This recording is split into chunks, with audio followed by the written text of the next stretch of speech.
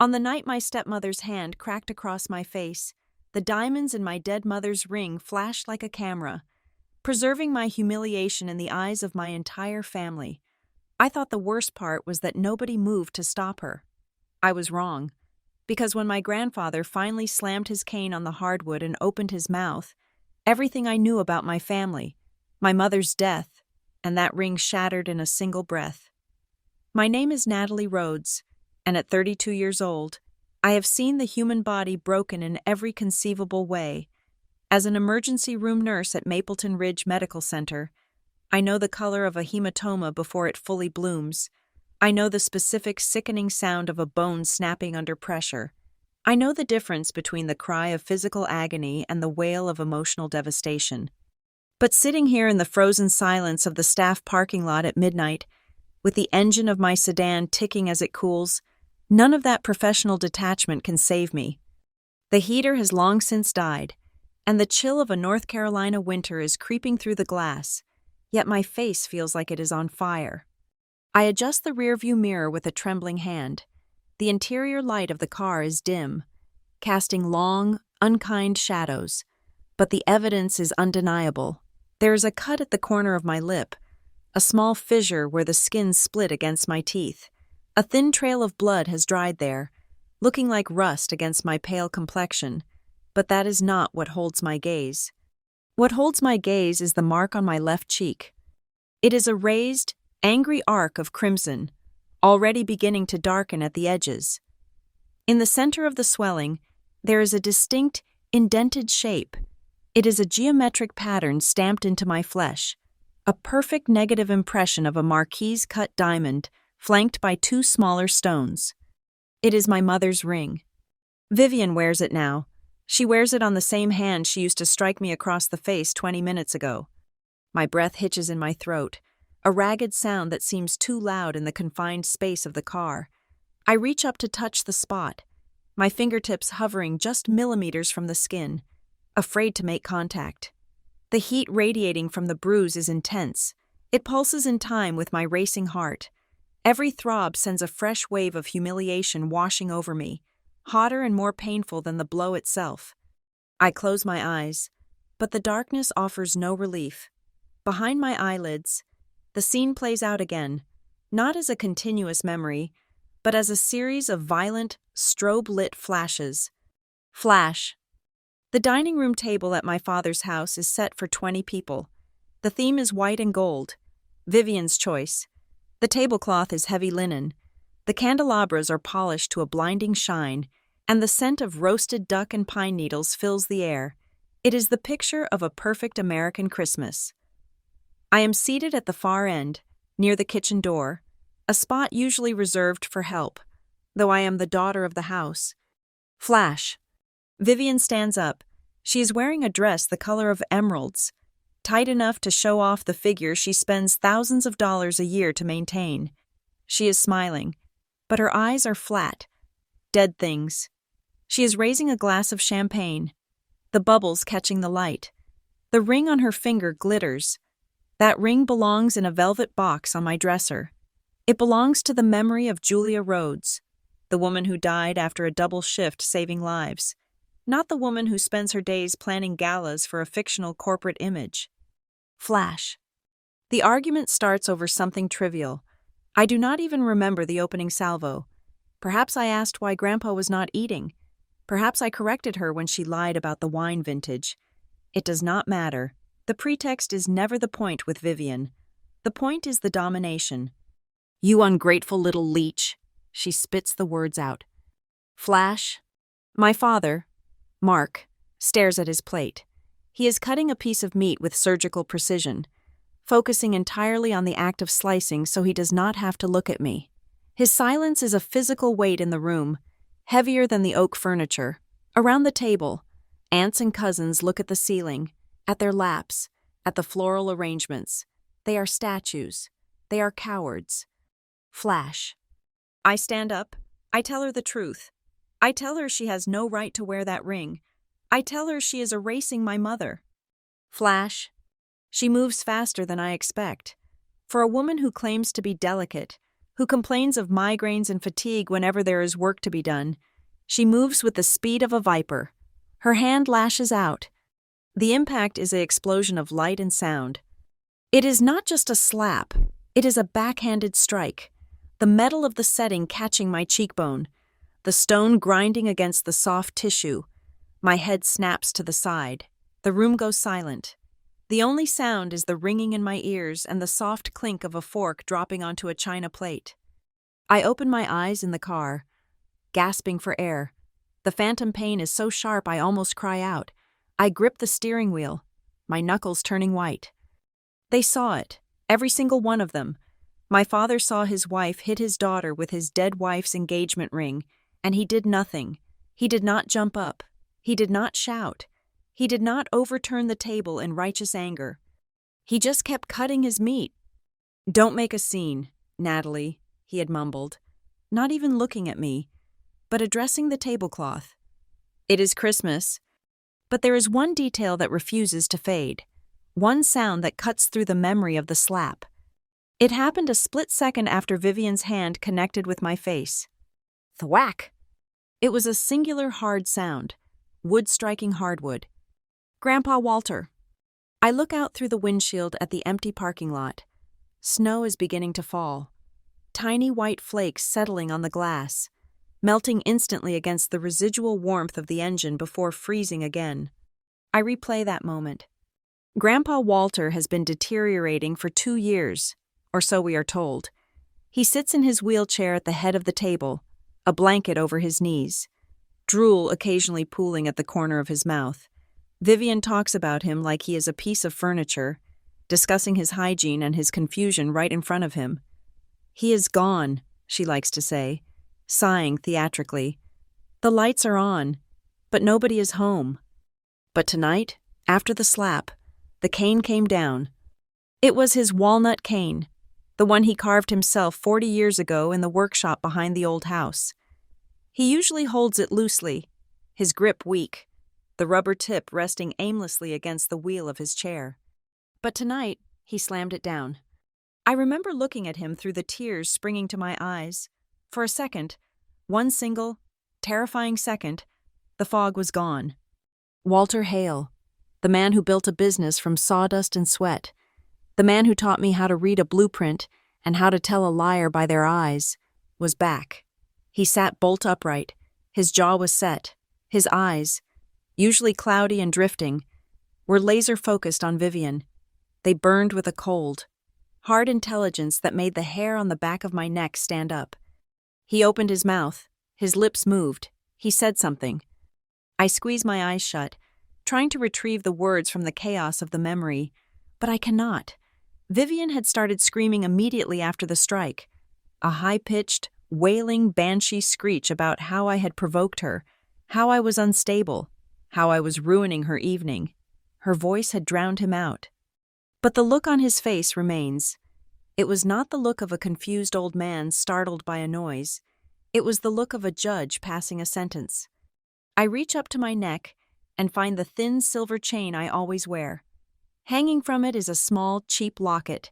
It is the only thing of my mother's that Vivian deemed unworthy of stealing.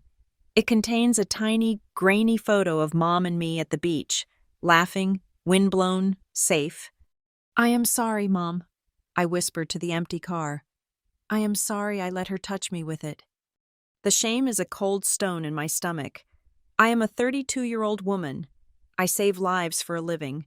I command trauma bays. I have performed CPR on gang members and held the hands of dying grandmothers. And yet, in that house, I revert to a frightened child. I let them erase me. No more. I pull my phone from my pocket. The screen glows bright in the darkness, stinging my eyes. My hands are shaking so badly I have to rest the phone against the steering wheel to type. I open a new note. I do not title it Diary or Thoughts. I type a single. Stark heading, Incident Report. Underneath, I type the date, December 25th. Then I write, Vivian Rhodes struck me on the left cheek with her right hand. The impact was caused by the engagement ring belonging to Julia Rhodes. Witnesses: Mark Rhodes, Walter Hale, 3 cousins, 2 aunts, no intervention occurred. I stare at the words. They look clinical. They look real. For the first time, I am not internalizing the abuse. I am documenting it. I angle the rear-view mirror and turn on the dome light. It is unflattering, washing me out, but it illuminates the bruise perfectly. I lift the phone and switch to the camera. Click! The flash blinds me for a second. I take another, and another, close up on the cut lip, close up on the ring impression, wide shot of my face, tear-stained and swollen. I save the photos into a hidden folder. As I lower the phone, a notification banner slides down from the top of the screen. It is an automated reminder from my personal calendar, synced with the family shared calendar that Vivian thinks she controls. Reminder: Estate Review, Walter Hale, January 3rd. I stare at the date. January 3rd. That is 9 days from now. Vivian has been crowing about this meeting for months. It is merely a formality. She claims a restructuring of the assets to better protect Grandpa's legacy. In reality, it is the final step in her plan to liquidate the carpentry workshop and the land it sits on, the land my mother was supposed to inherit. Vivian has the power of attorney paperwork drafted. She has the doctors lined up to certify Grandpa's incompetence. She believes she has already won. But then I think of the cane. I think of the sound it made, thwack. It was not a random spasm, it was a gavel. A strange sensation begins to rise in my chest. It pushes aside the shame and the sting of the bruise. It feels cold and sharp, like inhaling the winter air. Grandpa Walter did not just get angry, he was waiting. He has been playing the long game. I have spent 2 years mourning the loss of his mind, crying over the shell of the man he used to be, while Vivian treated him like a prop in her stage play of a perfect life.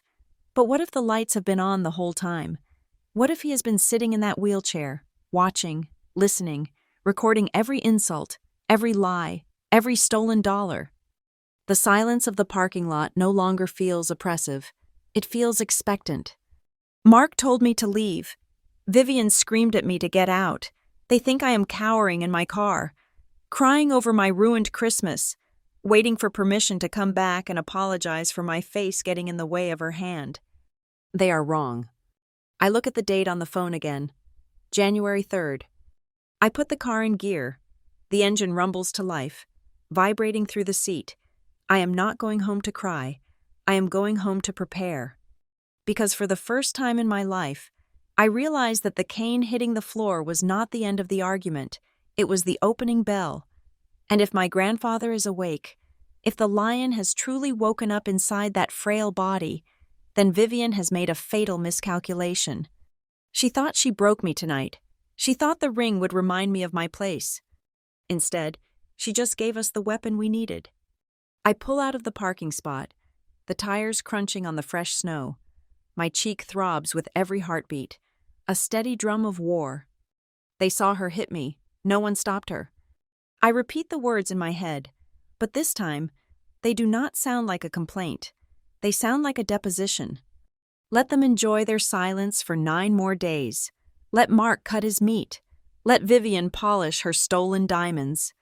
January 3rd is coming, and I have a feeling that when Grandpa Walter slams his cane down next time, the whole world is going to hear it, to understand why I froze in that hospital parking lot. You have to understand the ghost that haunts my father's kitchen. You have to understand Julia Rhodes, and more importantly, you have to understand her hands. My mother, Julia, was a woman of tactile love. She did not just tell you she cared, she kneaded it into dough, stitched it into hemlines, and smoothed it over feverish foreheads. She was an emergency room nurse, just like I am now. And she carried the weight of her shifts in her shoulders, but never let it touch her smile. The soundtrack of my childhood was specific and rhythmic. It was the sound of her white gold wedding band clicking against the ceramic mixing bowl as she whipped cream or folded apples into sugar. That ring was a part of her anatomy.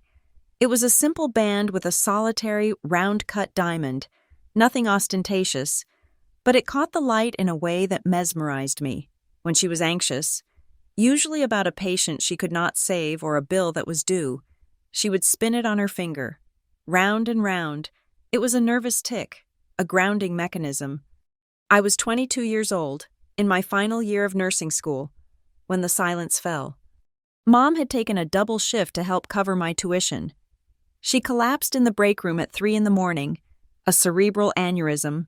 By the time I made it to the hospital, sprinting through the same corridors where I now work, she was already gone. They handed me her personal effects in a clear plastic bag, her watch, her earrings, and that ring. I held it in my palm, feeling the cold metal, and I thought that was the heaviest grief I would ever carry.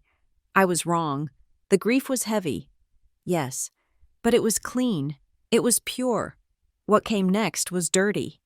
6 months, that was all it took. I came home for a weekend visit to find the house smelling not of Mom's cinnamon and vanilla, but of expensive, chemical lilies. My father, Mark, looked different. He had shaved his beard, bought new shirts that were too tight across the chest, and he was smiling with a frantic, desperate energy that made my stomach turn. "Natalie," he said, ushering me into the living room, "I want you to meet someone who saved me." Vivian sat on the beige sofa like she was posing for a magazine cover. She was polished to a terrifying degree, her hair a helmet of blonde highlights, her makeup flawless. She stood up and extended a hand that felt boneless and cool. "So this is the little capable woman," she cooed. That was the first nickname she gave me. The little capable woman. It sounded like a compliment, but the tone was patronizing, like you would speak to a dog that had learned a trick.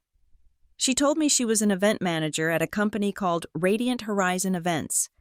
She used words like synergy, optics, and presentation to describe a family dinner. "Your father tells me you are studying to be a nurse," she said, tilting her head. "Such a noble profession, so much sacrifice. I do not know how you handle the fluids and the smells. I think a woman should be a calming presence, don't you? Your father needs someone who knows how to keep a beautiful home." I felt the first prick of a needle then, the subtle implication that my mother's work, and my future work, was dirty, while hers was refined. But I stayed silent. I wanted Dad to be happy. I wanted the hollow look in his eyes to go away. 3 weeks later, I moved back home for a month before my licensing exams. I went to my parents' bedroom, now just Dad's bedroom, to look for the velvet box where we had placed Mom's ring for safekeeping. We had agreed, Dad and I, that it would stay there until I got married, or until we decided what to do with it. The box was empty. Panic, cold and sharp, spiked in my chest. I thought we had been robbed. I ran downstairs, shouting for Dad. "Dad, Mom's ring is gone." I burst into the kitchen and skidded to a halt. Vivian was there, directing a catering team she had hired for a casual Tuesday dinner because, as she said, "Practice makes perfect." She was pointing at a platter of appetizers. And there, flashing under the recessed lighting, was the ring. But it was wrong. It was mutated. The delicate white gold band was still there, but the solitary diamond was no longer alone. It was flanked by 2 aggressive, pear-shaped stones that looked too big, too modern, and completely out of place. They crowded the original diamond, suffocating it. I stood there, gasping for air, pointing at her hand. "That is Mom's ring." Vivian looked at her hand, then at me, her expression displaying a practiced confusion. "Oh, this? Mark gave it to me. We are engaged, darling. Didn't he tell you?" "That is my mother's ring," I repeated, my voice shaking. "You changed it." "I updated it," she corrected me, her voice smooth as glass. "It was a bit dated, a bit small for the current trends. I added some flair, to honor her, of course, to keep it relevant." "Take it off," I said. It was the first time I had ever given an order to an adult in that house. Dad walked in then, looking harried.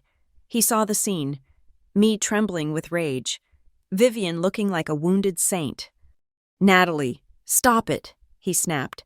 He walked over and put an arm around Vivian's waist. "She stole Mom's ring, Dad, and she ruined it." "She did not steal it," Dad said, his voice rising. "I gave it to her. A ring is meant to be worn.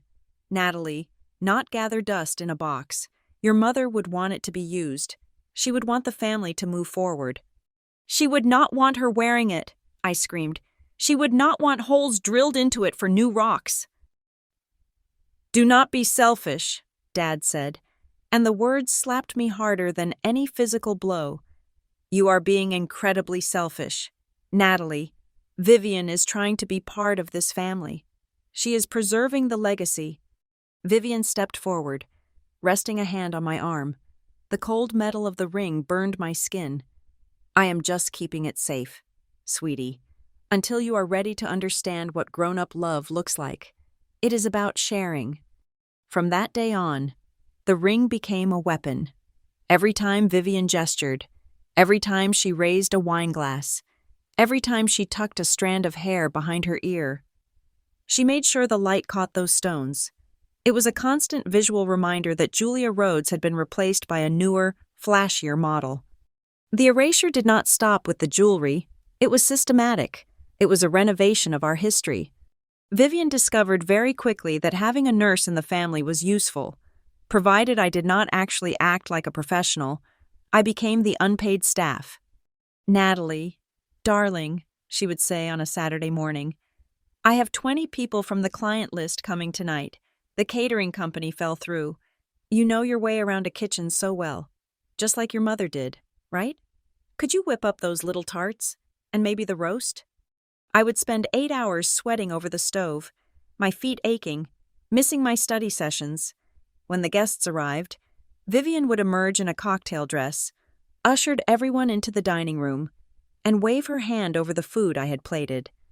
My team is wonderful, aren't they? She would beam. I firmly believe that food is the heart of the home. She never introduced me as the cook. She barely introduced me at all. I was the girl refilling the wine glasses, the one taking the coats. If I lingered too long in a conversation, Vivian would appear at my elbow. Natalie, check the ice, would you? It was a command, not a question. If I tried to bring Mom up, the atmosphere would freeze. One Easter, I mentioned how Mom used to hide plastic eggs in the grandfather clock. Let us not dwell on the past, Vivian said immediately, cutting into her ham. It makes Mark uncomfortable. Look at him. You are upsetting your father. And I would look at Dad, and he would be staring at his plate, shrinking into himself. Vivian is right, Nat, he would mumble. Let's focus on the now. We have so much to be grateful for. He was complicit. His silence was the mortar that held Vivian's bricks together. He allowed her to turn his wife into a taboo subject, a ghost that was not allowed to rattle its chains. The final straw, the moment I knew I was truly alone in that house, came 2 years ago at Christmas. Since I was 12 years old, my favorite ornament on the tree was a lopsided glass ball I had blown at a workshop with Mom. It was swirled with ugly greens and blues, imperfect and bubbly. Mom loved it. She always hung it front and center, right at eye level.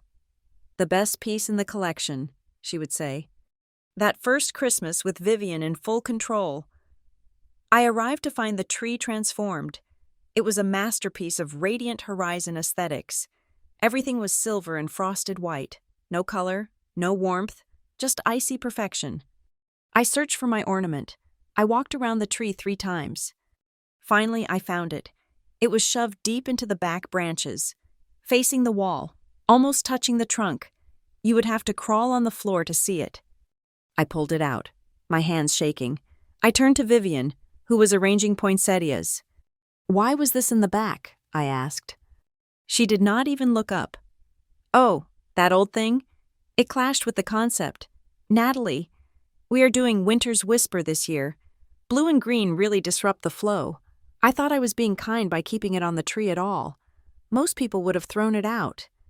I looked at the ornament, then at Dad. He was watching football in the den, turning up the volume to drown us out. I put the ornament back, not on the front, where Vivian would just move it again, but in my pocket. I took it home that night. That was the night I realized I was not a daughter anymore. I was an artifact of a previous administration, something to be managed, hidden, and eventually phased out. Vivian was not just wearing my mother's ring. She was actively scrubbing the house of Julia's fingerprints. And the worst part? She was doing it with a smile, while Dad nodded along, grateful that someone was steering the ship, even if she was steering it straight over the memory of the woman he had promised to love forever. But as I drove away that Christmas, touching the lopsided glass ball in my pocket, I did not know that the true horror was yet to come. I did not know that the emotional theft was just a prelude to the financial devastation she was planning. I did not know that while she was hiding ornaments, she was also hiding paperwork. I only knew that the ring was gone, and the woman wearing it looked at me with the eyes of a predator who knows her prey has nowhere to run. When I graduated from nursing school, I made a decision that felt noble at the time, but now looks like a voluntary walk into a bear trap. I packed up my small apartment in the city and moved back to Mapleton. I told myself it was for the right reasons. Grandpa Walter was slowing down. His hands, once capable of carving intricate birds from blocks of cedar, were now trembling with a palsy he tried to hide. My father, Mark, seemed to be shrinking inside his own skin, eclipsed by the supernova that was Vivian. I thought my presence would be a shield. I thought I could be the buffer they needed. I was naive. I did not return as a savior. I returned as a resource. It did not happen overnight. It was a slow, creeping colonization of my time, my energy, and my bank account. Vivian, with her corporate buzzwords and polished smile, did not ask for favors. She created situations where saying no made me look like the villain. It started with the parties. Vivian's job at Radiant Horizon Events was not just a career. It was a lifestyle that consumed our house. She constantly hosted networking mixers and client appreciation dinners at Dad's house, claiming it was better for optics than a sterile restaurant. "Natalie, sweetheart," she would say, breezing into the living room where I was trying to sleep after a night shift. "The caterer just called. They are short-staffed. You know how to plate hors d'oeuvres, do you not? Just for an hour. It would mean the world to your father." The first time, I said yes because I wanted to be helpful. By the fifth time, I realized I was not helping. I was staff. I remember one humid July evening vividly.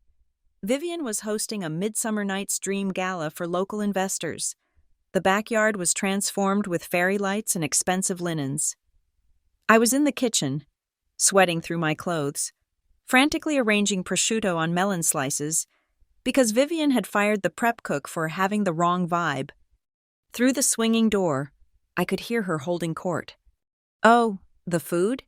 Vivian's voice floated in, light and airy. "My team is incredible. I have them trained to perfection. I believe hospitality is an art form." She never mentioned that her team was her stepdaughter. Scrubbing grease off a baking sheet while wearing scrubs, when the VIP guests left, leaving behind a wreckage of wine glasses and napkins, Vivian would kick off her heels and sigh. "What a success," she would say, pouring herself the last of the expensive Merlot. "Natalie, be a dear and handle the cleanup. I am exhausted. Managing people takes so much out of you."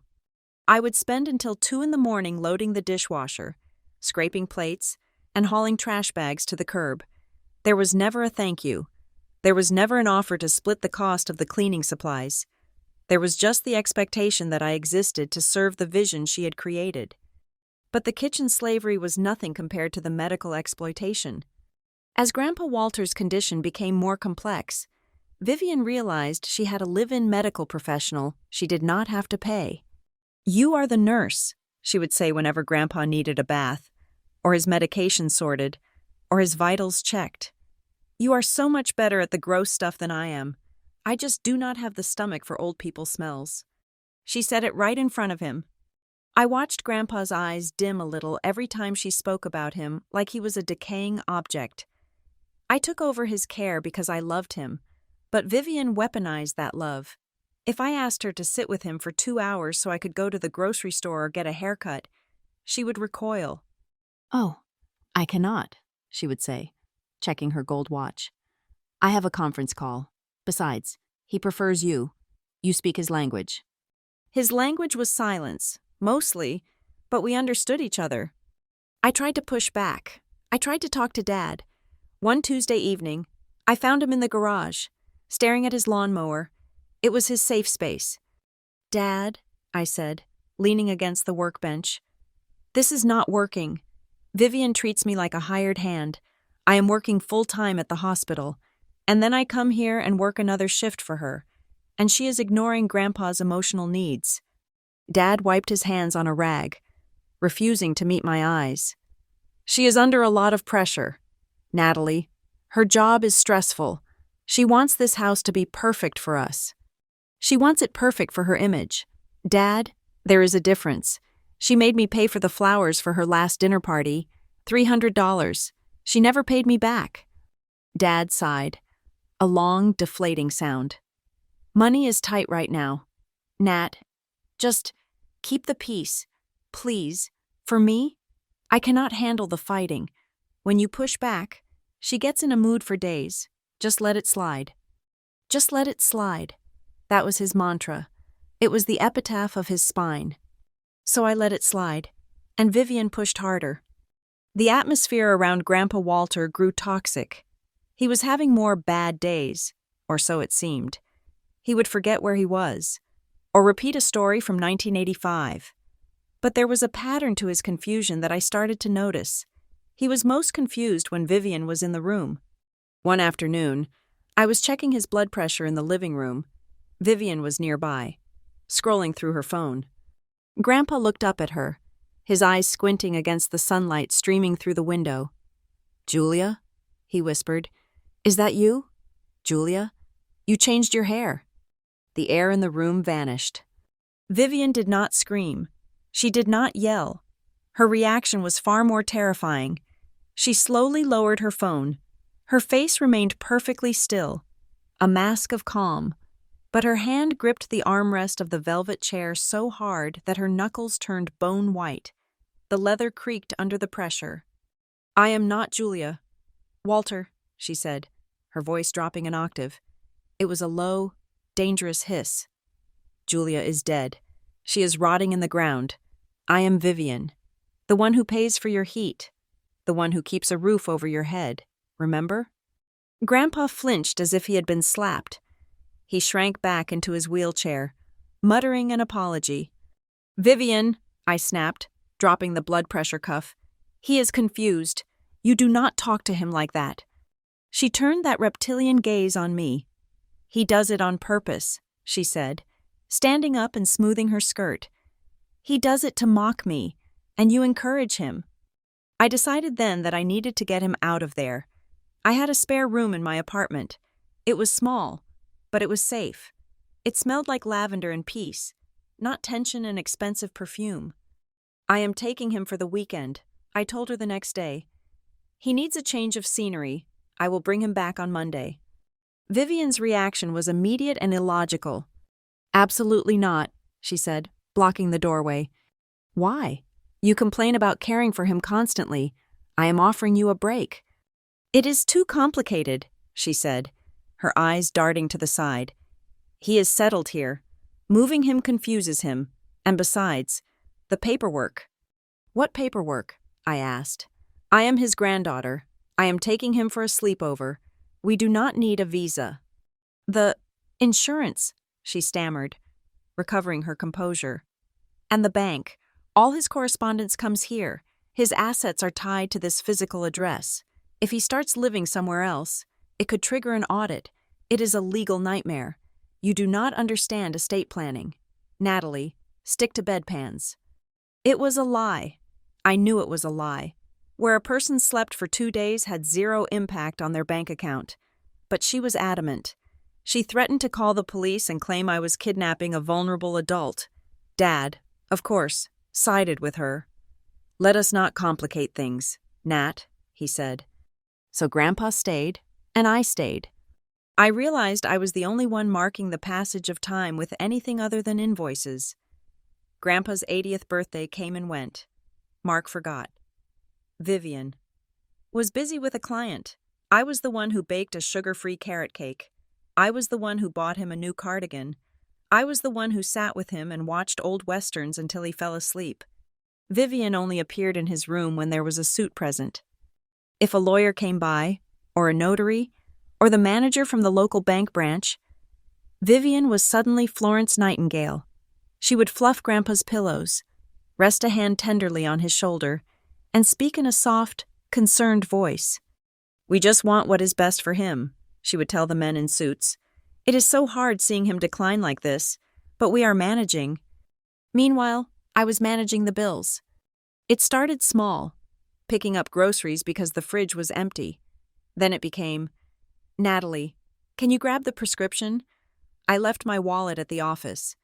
Then it was, "We need new curtains for the dining room before the Christmas party, and your father is stressed about cash flow. Can you put it on your card? We will reimburse you next month." Next month never came. My credit card statement became a detailed log of their household expenses: $400 for premium beef, $200 for imported wine, $150 for a seasonal centerpiece. When I finally confronted her, holding a stack of receipts, she flipped the script with the ease of a sociopath. "I cannot believe we are discussing pennies," she said, looking wounded. "After everything we do for you, you come here every day, you eat our food, you use our heat, you have a family. Natalie, do you know how many people are alone in this world? You should be grateful you have a home to contribute to.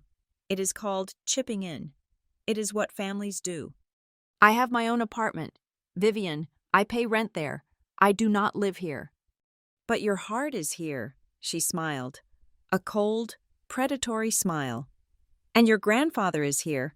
Unless you want us to put him in a state facility, if we cannot afford the upkeep, well, tough choices have to be made." It was blackmail, pure and simple. Keep paying, keep serving, keep quiet, or we ship the old man to a warehouse. I tried to refuse once, just once. She wanted me to pay for a professional cleaning crew before Thanksgiving because she didn't like the look of the baseboards. "No," I said. "I have student loans. I cannot afford $300 for cleaners." Vivian did not argue. She just walked out of the room. 10 minutes later, Dad walked in. He looked gray. He looked beaten. "Nat," he said, rubbing his temples, "Vivian is upstairs crying.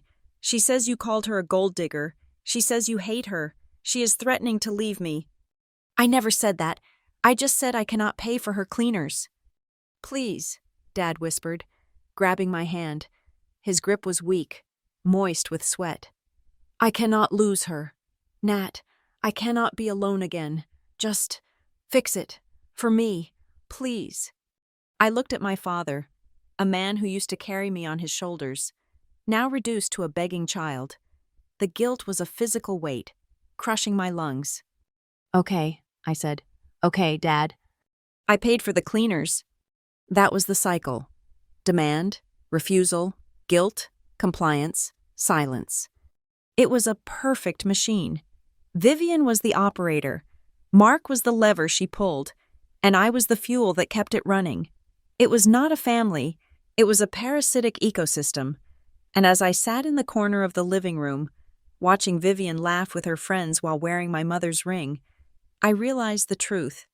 They were not just mean, they were feeding on me. But what I did not see, what I missed because I was too busy drowning in my own resentment, was the pair of eyes watching from the wheelchair in the corner. I thought Grandpa was fading. I thought he was a victim. I did not know he was a spy. The first crack in the facade did not appear at the dinner table or in the bank ledger. It appeared in the sterile, fluorescent-lit hallway of the Mapleton Heart Center, delivered in a whisper by a man who had known my grandfather's heart for 20 years. It was a Tuesday afternoon in late October, about 2 months before the Christmas incident. I had taken a half-day off work to drive Grandpa Walter to his semi-annual cardiology checkup. Vivian had claimed she was too busy with a high-stakes bridal consultation to take him, though I suspected she simply did not want to deal with the logistics of the wheelchair and the waiting room. The appointment went as usual. "Doctor." Evans listened to the rhythm of Grandpa's chest, checked the edema in his ankles, and adjusted his beta blockers. Grandpa sat there, silent and vacant, staring at a poster of the circulatory system on the wall, his mouth slightly open. He looked every inch the fading patriarch Vivian described to her friends. But when I wheeled Grandpa out to the nurse's station to schedule the follow-up, Dr. Evans pulled me aside. He was a tall man with kind eyes and a habit of cleaning his glasses when he was uncomfortable. "Natalie," he said, keeping his voice low so the receptionist would not hear, "can I ask you something personal? How is the home environment?" "It is fine," I said automatically. It was the lie I had been trained to tell. "Vivian takes good care of him. Why?" Dr. Evans put his glasses back on and looked over my shoulder at Grandpa, who was now examining his own hands with intense fascination. "I have been asking Walter questions during these visits," Dr. Evans said. "Test questions about his history, about current events, about the medication he is taking. He probably does not answer." I sighed. "His confusion has been getting worse." "That is just it," Dr. Evans said, stepping closer. "He does not answer when the nurse is in the room. But today, when I was alone with him for 30 seconds while the nurse went to get the EKG leads, I asked him if he remembered the score of the Panthers game from Sunday. He looked me dead in the eye and told me they lost by 3 points because the kicker missed a 40-yard field goal. I stared at the doctor. "That is impossible. He has not watched a game in months. He usually stares at the wall." "His memory is fine, Natalie," Dr. Evans said, his tone turning serious. "Better than many men half his age. His cognitive recall is sharp, but the moment the door opened, he went back to staring at the floor. I am not a neurologist, but I have been a doctor for 30 years. That man is not senile. He is acting, and he is doing it for an audience I cannot see." The drive home was suffocating. The air inside my Honda felt thick with unspoken questions. I kept glancing at Grandpa in the passenger seat. He was looking out the window, watching the bare trees of North Carolina whip by, his face impassive. "Grandpa?" I asked gently. He did not turn his head. He just hummed a low, tuneless note. "Dr. Evans said you knew the football score." Silence, just the hum. I decided to let it go, assuming the doctor might have been mistaken, or perhaps Grandpa had a moment of clarity that had already evaporated. We drove in silence for another 10 minutes until we turned onto the winding road that led to my father's estate. Suddenly, Grandpa spoke. His voice was not the tremulous, weak rasp he used at the dinner table. It was clear. "Did you ever wonder why she did not hide it better?" I nearly swerved into the other lane. I gripped the steering wheel, my heart hammering. "What? Who? Hide what?" Grandpa turned his head slowly. His eyes were not cloudy. They were piercing. "Your mother, Julia, she was a smart woman. She knew people. She knew nature. If she had a ring that was worth the world, why would she leave it in a velvet box on a dresser where anyone could walk in and take it? Why not the safe? Why not the bank?" "Grandpa, we thought it was safe," I stammered. "It was her bedroom." "She did not trust the bedroom," he said, his voice dropping to a murmur. "She trusted the wood. She always trusted the wood." "What does that mean? Grandpa, look at me. What are you saying?" Before he could answer, he broke into a violent, hacking cough. It sounded wet and painful. I reached over to rub his back, panic rising in my throat. "Are you okay? Do I need to pull over?" He waved me off, his face red from the exertion. By the time the coughing fit subsided, we were pulling into the driveway. When I looked at him again, the clarity was gone. His jaw was slack. His eyes were drifting aimlessly, and he was picking at a loose thread on his trousers. "Home," he mumbled. "Time for soup." I helped him into the house, my mind racing. She trusted the wood. It sounded like the ramblings of a confused mind. Yet combined with the doctor's observation, it felt like a code I was too stupid to break. Inside, the house was quiet. Too quiet. Vivian's car was in the driveway, but she was not in the kitchen or the living room. I wheeled Grandpa to his spot by the window and went to find her to let her know we were back. I walked down the hallway toward the study, my father's office, which Vivian had commandeered as her command center. The door was slightly ajar. I heard the distinct beep, beep, beep of the digital keypad on the wall safe. I pushed the door open. Vivian was standing on a step stool, her back to me. The large oil painting of a hunting scene that usually covered the safe was swung open.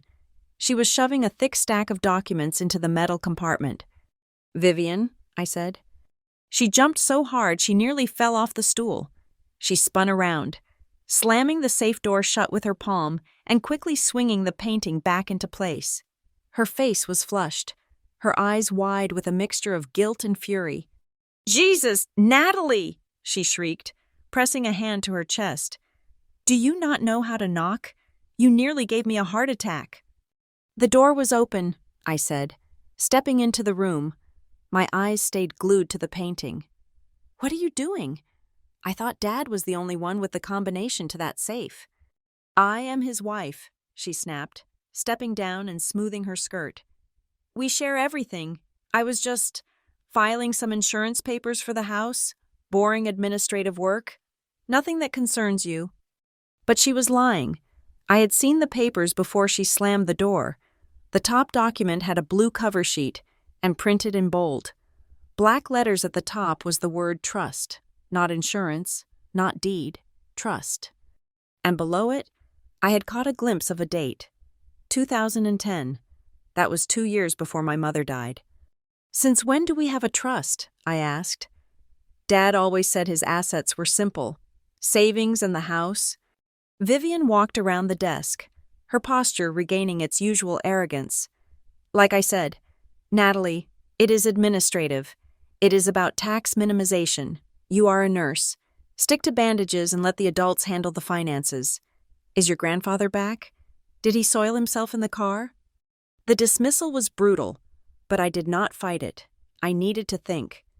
2 days later, on a Thursday, I had a day off. I went over to the house specifically to clean Grandpa's room.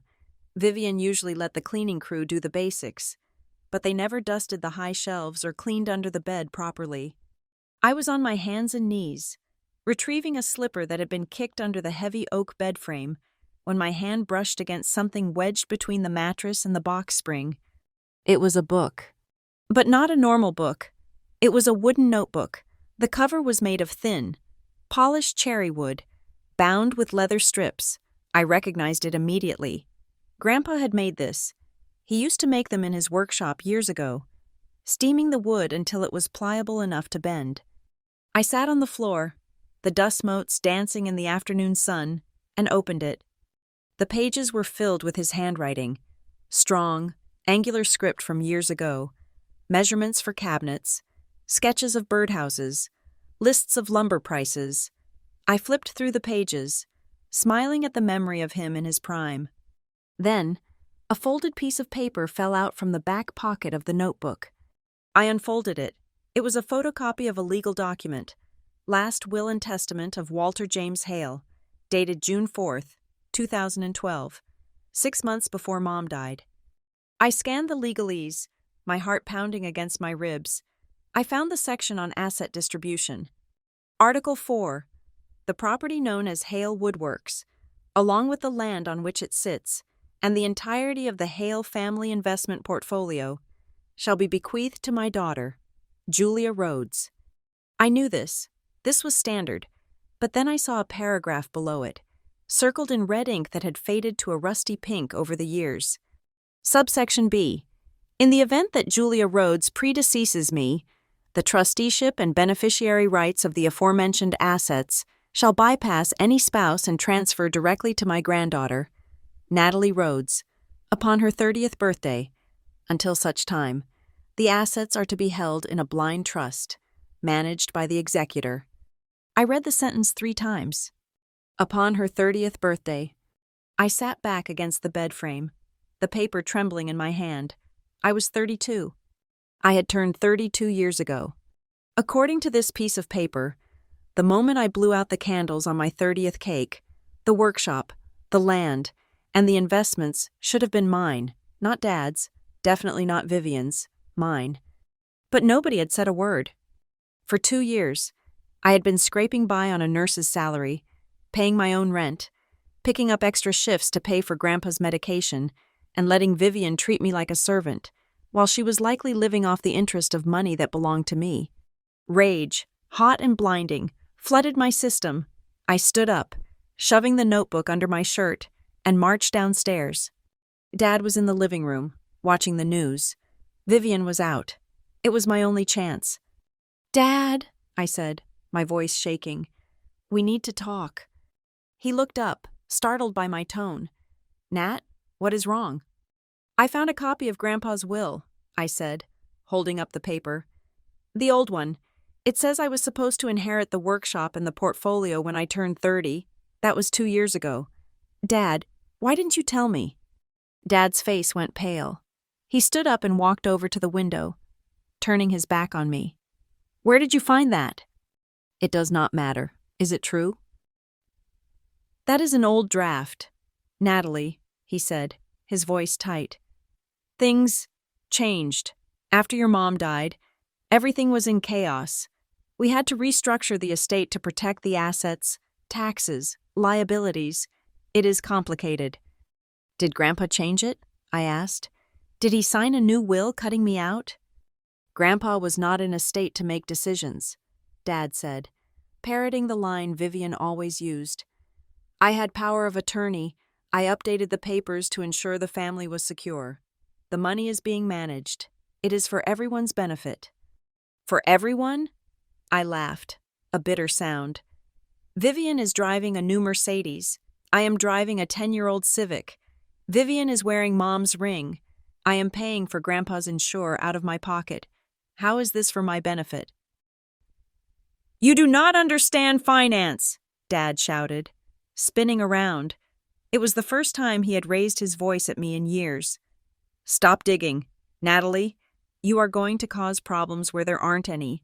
Just focus on your job. You are taken care of eventually." "Eventually?" Before I could press him further, the front door opened. Vivian breezed in, carrying shopping bags. She took one look at Dad's flushed face and my tear-stained cheeks and dropped the bags. "What is going on?" she demanded. "Natalie found an old piece of paper," Dad said, looking defeated. "She thinks she is a millionaire." Vivian laughed. It was a cold, scratching sound. She walked over and plucked the photocopy from my hand. She glanced at it and scoffed. "Oh, honey, this is ancient history.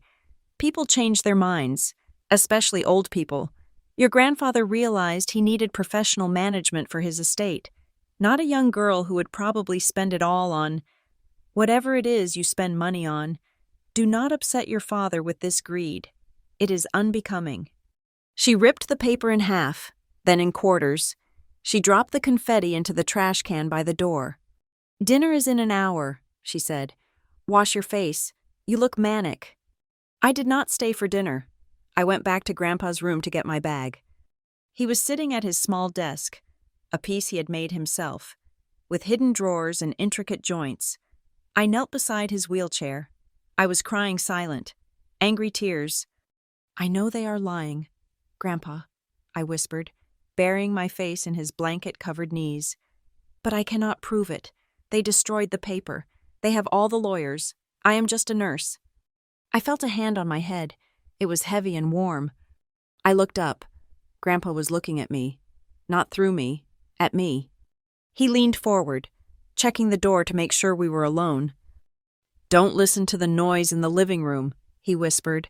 His voice was rough, like sandpaper on wood. "The living room is a stage. They are actors." "Grandpa, the will." "The will is just paper," he interrupted. "The truth is in the wood, and the truth is in the ring." He gripped my hand tight. His strength was shocking. "Watch the ring, Natalie," he hissed. "Ask yourself why she wears it. It is not for beauty. She hates your mother. She wears it because she has to. Find out why." "I do not understand," I sobbed. "You will," he said. He leaned back and closed his eyes, his face going slack again as heavy footsteps approached the door. "Soup," he muttered loudly. "I want tomato soup." Vivian appeared in the doorway. "He is hungry," she said, looking at me with disdain. "Stop bothering him and go get the soup." I walked out of the room, my mind reeling. She wears it because she has to. The pieces were floating in my head. jagged and unconnected. The doctor saying Grandpa was acting, the word trust in the safe, the age 30 clause, the ripped paper, and now, the ring. Why would someone have to wear a ring? I thought about the safe again. I thought about biometric scanners. No, that was movies. I thought about sentimental value. No, Vivian had none. Then I remembered what Grandpa said in the car. She trusted the wood. I looked at the ring on Vivian's finger as she poured wine in the kitchen. She was flaunting it, yes, but she also never took it off. Not when she washed dishes, not when she showered. I had noticed that. She guarded it like a prisoner guard. I went home that night and did not sleep. I sat up researching antique jewelry mechanisms and hidden compartments in furniture. Grandpa wasn't senile. He was waiting. And the estate review on January 3rd wasn't just a meeting, it was a deadline. The game had changed. I wasn't just fighting for respect anymore. I was fighting for a legacy that had been stolen from me right under my nose. And the key to it all was sitting on the finger of the woman who hated me most. Christmas at my father's house that year was not designed to be a holiday. It was designed to be a coronation. Vivian had named the theme Gilded Winter. The entire ground floor of the estate had been purged of anything red, green, or sentimental. In their place was a blinding expanse of white silk, crystal glassware, and aggressive gold accents. It looked less like a home and more like the lobby of a hotel that charged $1,000 a night. I arrived at 8 in the morning, my eyes gritty from a double shift at the hospital that had ended only 4 hours prior. I did not come to open presents. I came because Vivian had fired her catering staff 2 days before Christmas, claiming they lacked vision and had guilt-tripped my father into volunteering me. Natalie is used to high-pressure environments, she had told him.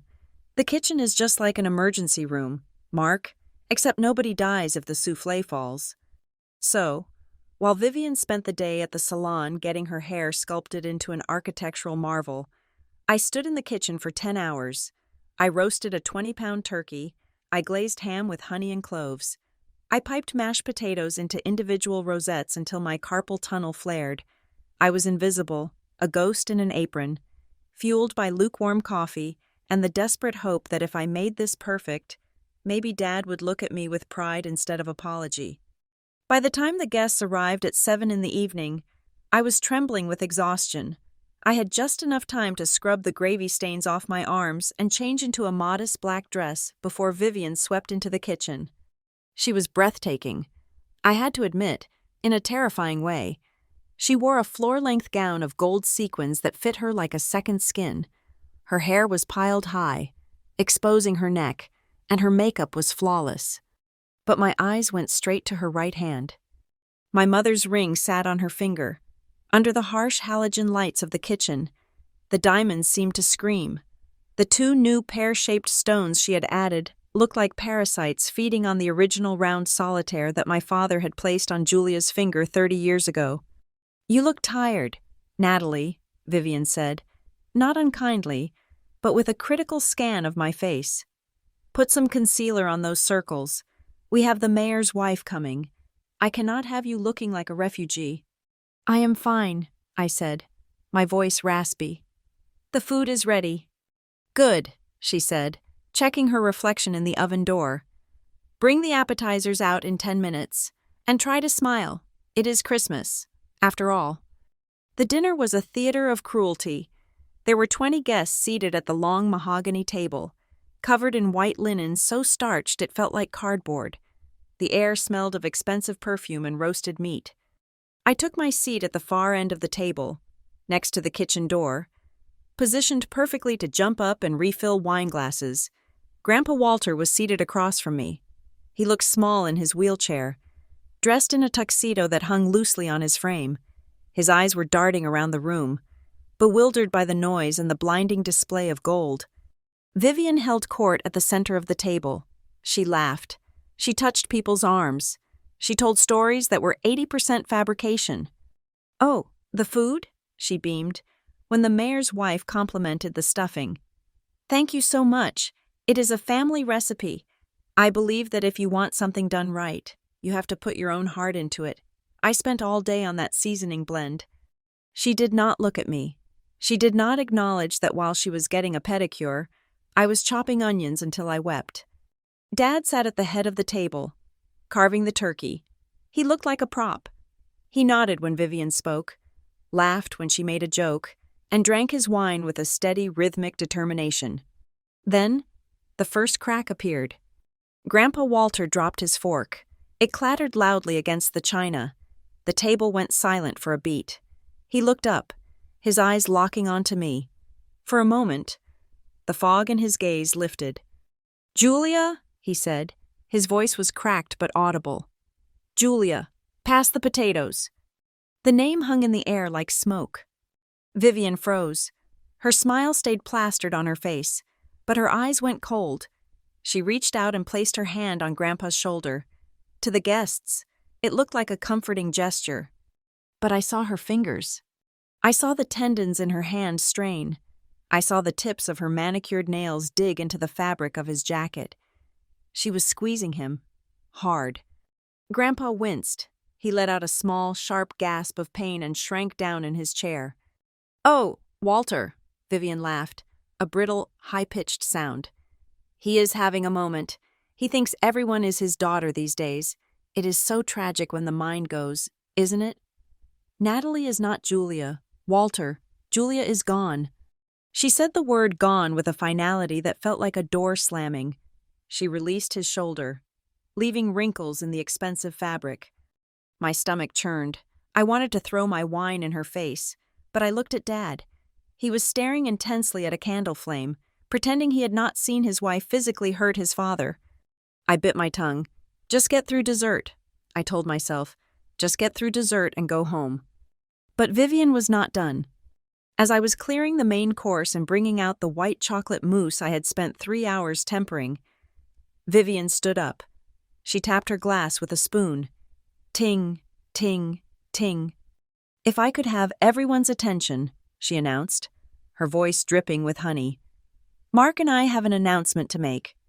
The guests turned to her, expectant. Dad looked up, surprised, as if he did not know what was coming. "As you know," Vivian began, resting her hand on Dad's shoulder now, claiming him, "we have been thinking a lot about the future, about legacy, and we have decided that it is time to simplify." She paused for dramatic effect. "With Walter's condition deteriorating and the upkeep of this estate being so demanding, we have decided to make some changes to the family structure. Mark and I will be taking full legal conservatorship over the properties to ensure they are managed correctly." She turned her gaze to me. It was a predator's stare. "And that means, Natalie, that it is time for you to truly fly the nest. We know you have been relying on this house as a crutch, coming here for meals, using the resources. We want you to be independent. So, starting in January, we will be changing the locks and restricting access. We think it is best for your growth." The silence that followed was absolute. She was kicking me out, not just physically, I had my own apartment, but emotionally. She was publicly declaring that I was a parasite she was scraping off the hull of the family ship. She was framing my forced labor as charity she was withdrawing. Something inside me snapped. It was not a loud snap. It was the quiet sound of a tether breaking. I stood up. My legs were shaking, but I did not care. "I do not rely on this house," I said. My voice was low, trembling, but it carried in the silent room. "I rely on the fact that my grandfather lives here, and I rely on the fact that I am the only one who takes care of him." "Natalie, please," Dad hissed, his face turning red. "Sit down. Do not make a scene." "No," I said, looking at Vivian. "You talk about legacy. Vivian, you talk about management, but I saw the papers in the safe." Vivian's eyes widened slightly. "I saw the notebook," I continued, my voice gaining strength. "I saw the old will, the one where my mother was supposed to inherit everything, the one where I was supposed to take over when I turned 30, 2 years ago." "You are delusional," Vivian scoffed, looking around at the guests with a pitying smile. "She is tired. Everyone. She works double shifts. She is hallucinating." Am I? I stepped away from the table and walked toward her. Then explain the ring. I pointed a shaking finger at her right hand. Explain why you are wearing my mother's wedding ring. Explain why you took it from her box. Explain why you drilled holes in it to add those gaudy stones. You talk about Julia being gone. You are the one who erased her. You are wearing her life on your finger while you announce you are stealing her inheritance.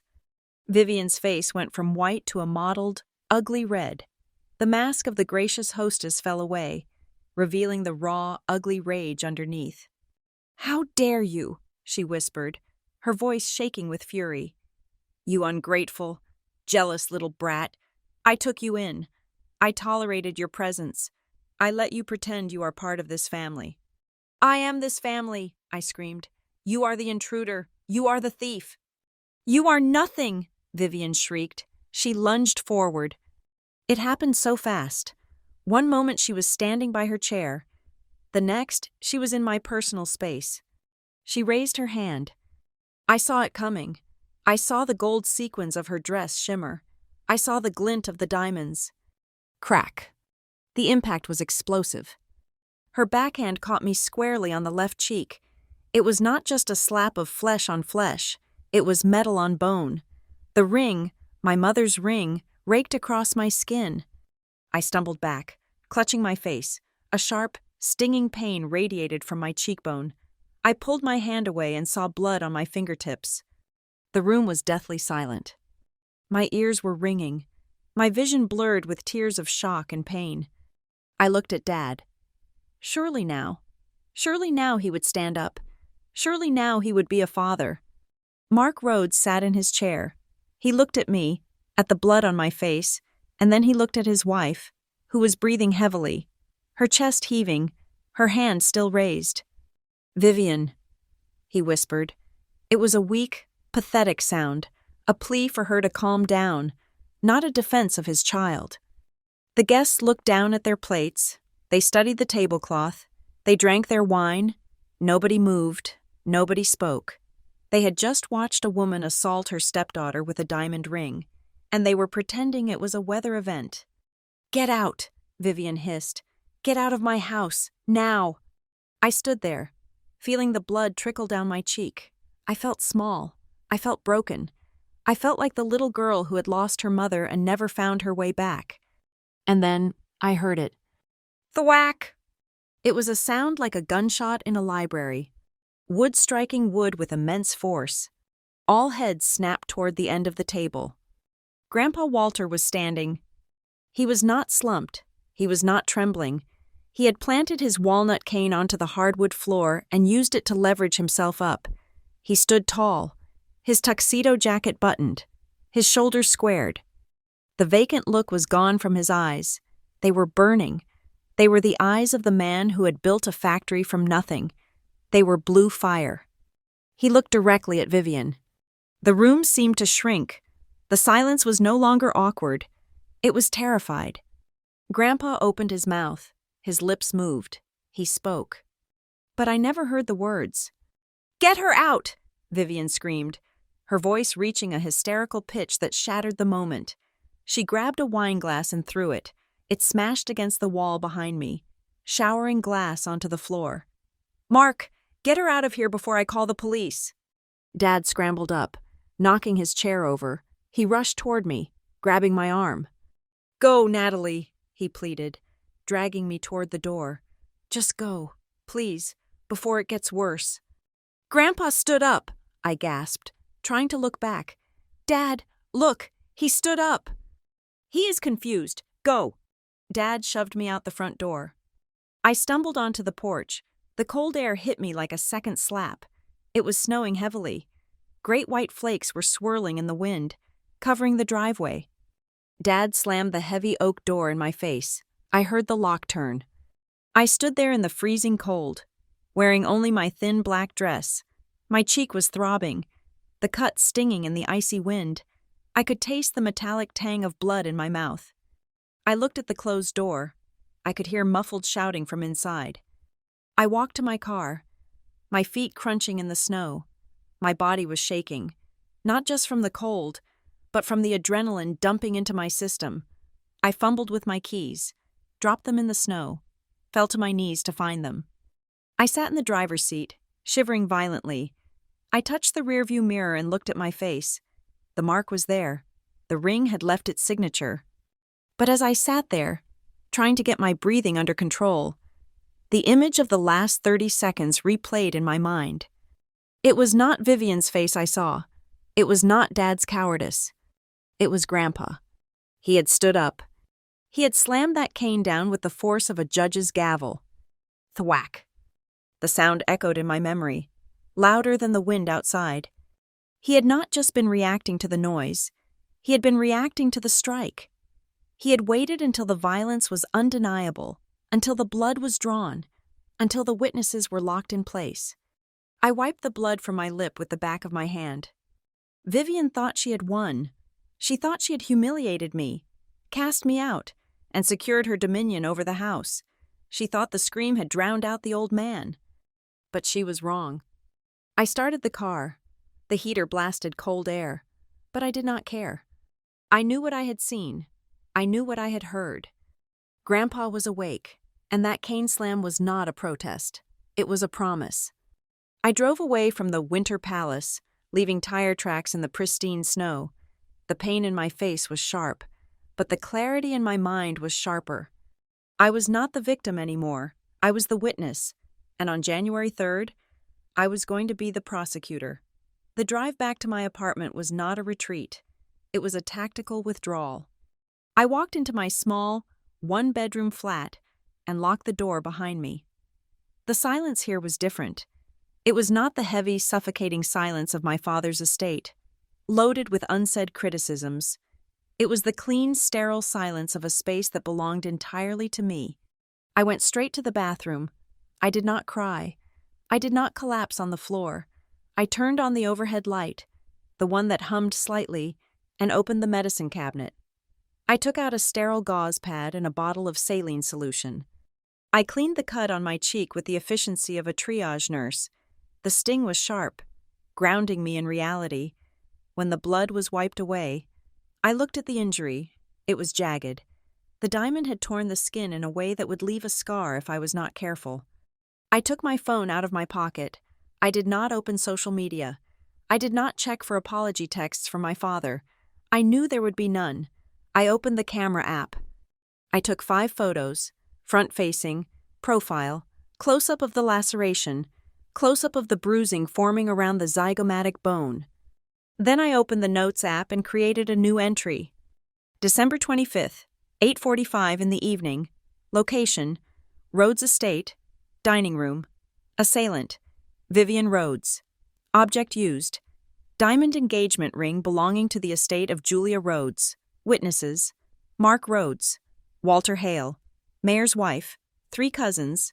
Injuries, laceration to left cheek, approximately 2 centimeters, contusion. I read it back. It read like a police report. For the first time in 10 years, I was not writing a diary entry about my hurt feelings. I was building a case file. I sat down at my small kitchen table and opened my laptop. The anger that had been burning inside me since the slap had cooled into something harder, denser. It felt like steel. I logged into my online banking. Vivian had called me a leech. She had told the room that I relied on their resources. I needed to see the truth. I opened a spreadsheet. I started going back through my statements for the last 24 months. I created columns: date, vendor, amount, purpose. I scrolled. November 14th, Whole Foods, $340. That was the ingredients for the autumn harvest dinner Vivian hosted. I paid because she claimed her corporate card was maxed out and promised to Venmo me. She never did. October 2nd, CVS Pharmacy, $85. Grandpa's incontinence supplies and skin creams. Because Vivian said the insurance approval was pending. August 10th, Party City, $120. Decorations for Dad's birthday. July 4th, the wine cellar, $200. 2 cases of Pinot Grigio for the summer barbecue. I typed for 3 hours. My eyes burned, but I did not stop. I cross-referenced every charge with my calendar, recalling the specific guilt trip attached to each one. Do it for your father. We are a little tight this month. You earned so much at the hospital. Surely you can help. When I hit the sum function at the bottom of the column, I stared at the number. $14,650. I sat back in my chair, the breath leaving my lungs. Over 2 years, I had poured nearly $15,000 into a household that had just thrown me out into the snow. That was my down payment on a house. That was my student loan principal. I was not a leech, I was a financier. I saved the file as financial abuse evidence XLSX. The next morning, I went to work.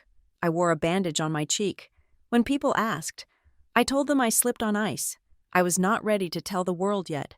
I needed a strategy first. I found Ava in the break room during lunch. Ava was 50 years old, a charge nurse who had seen everything from gang wars to messy divorces. She was the one person who had never bought Vivian's perfect family act. I sat down across from her and slid my phone across the table. I showed her the photo of my face. Ava looked at it, then up at me. Her expression did not change, but her eyes darkened. "Vivian?" she asked. "Yes," I said, "with my mother's ring." Ava took a sip of her coffee, setting the cup down with a deliberate clack. "You are done. Natalie, tell me you are done." "I am done," I said, "but I need help. I have a spreadsheet. I have photos, but I do not know the law." Ava pulled a sticky note from her pocket and wrote down a name and a number. Caroline Briggs. "She is a shark," Ava said.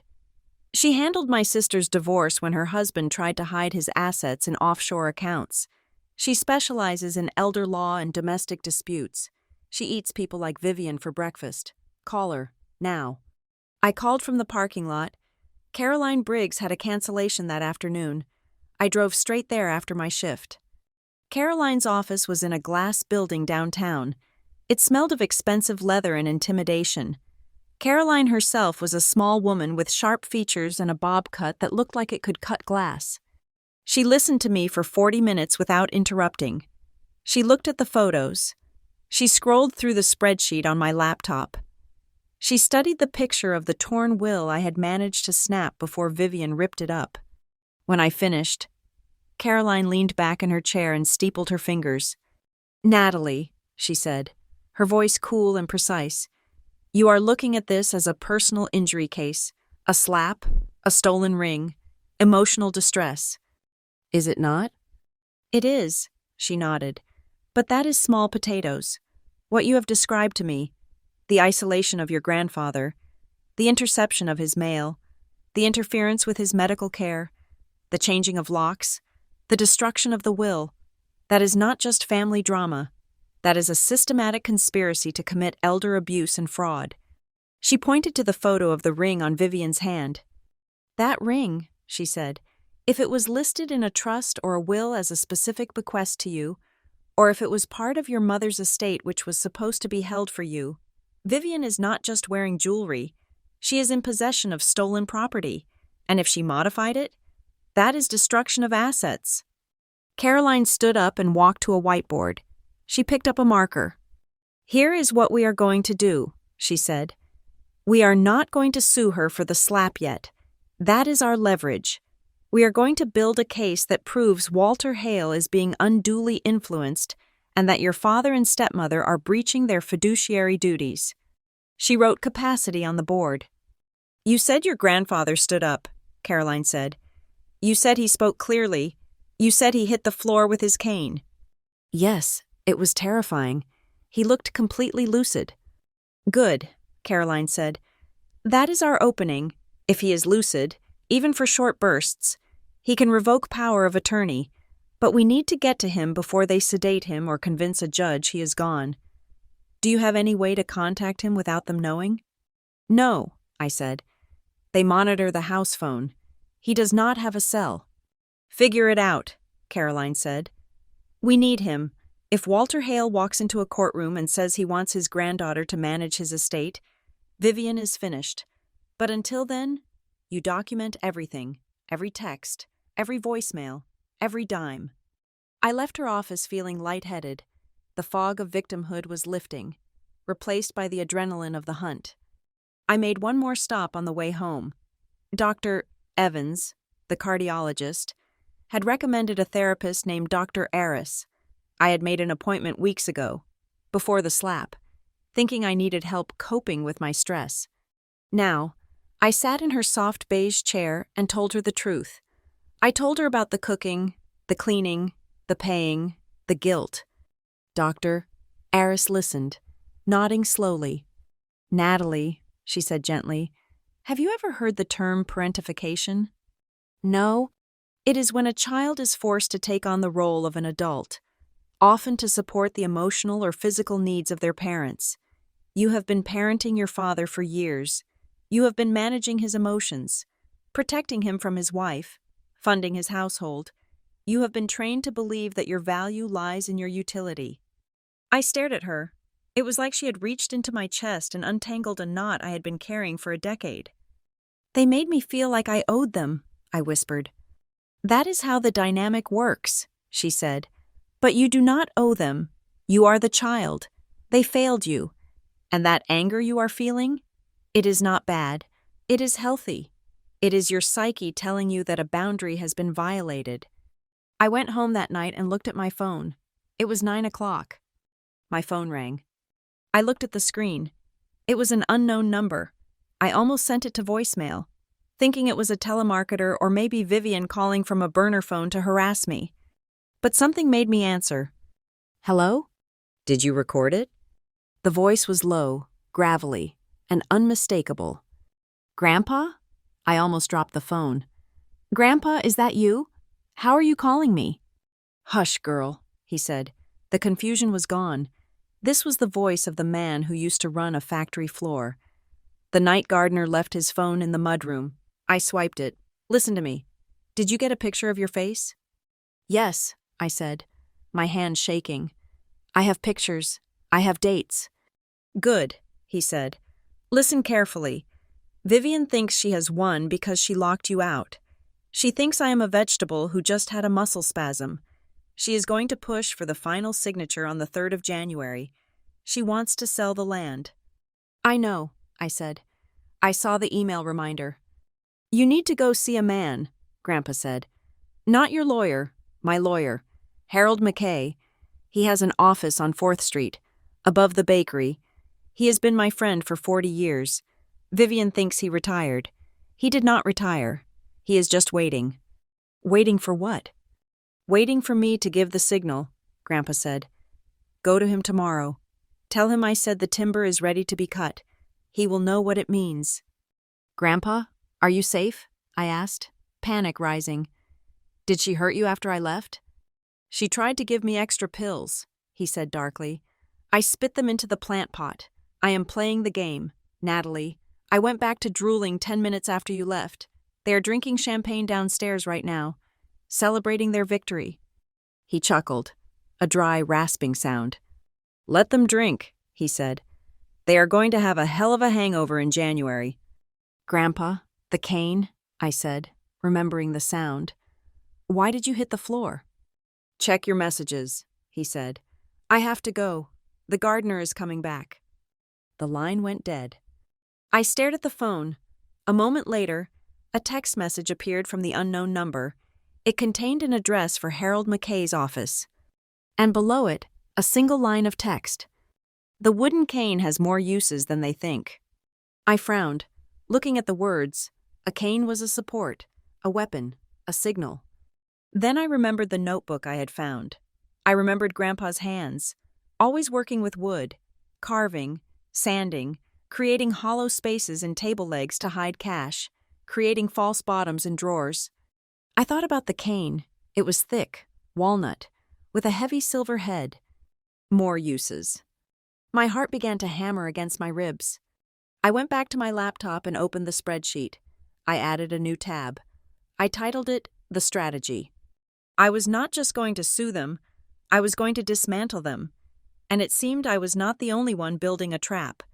Inside the enemy fortress, the Trojan horse was already waiting, sitting in a wheelchair, spitting pills into a fern, and clutching a stick of walnut wood that might just hold the key to everything. The address Grandpa had texted me led to a narrow brick building on 4th Street, sandwiched between a dry cleaner and a bakery that had been serving Mapleton for 50 years.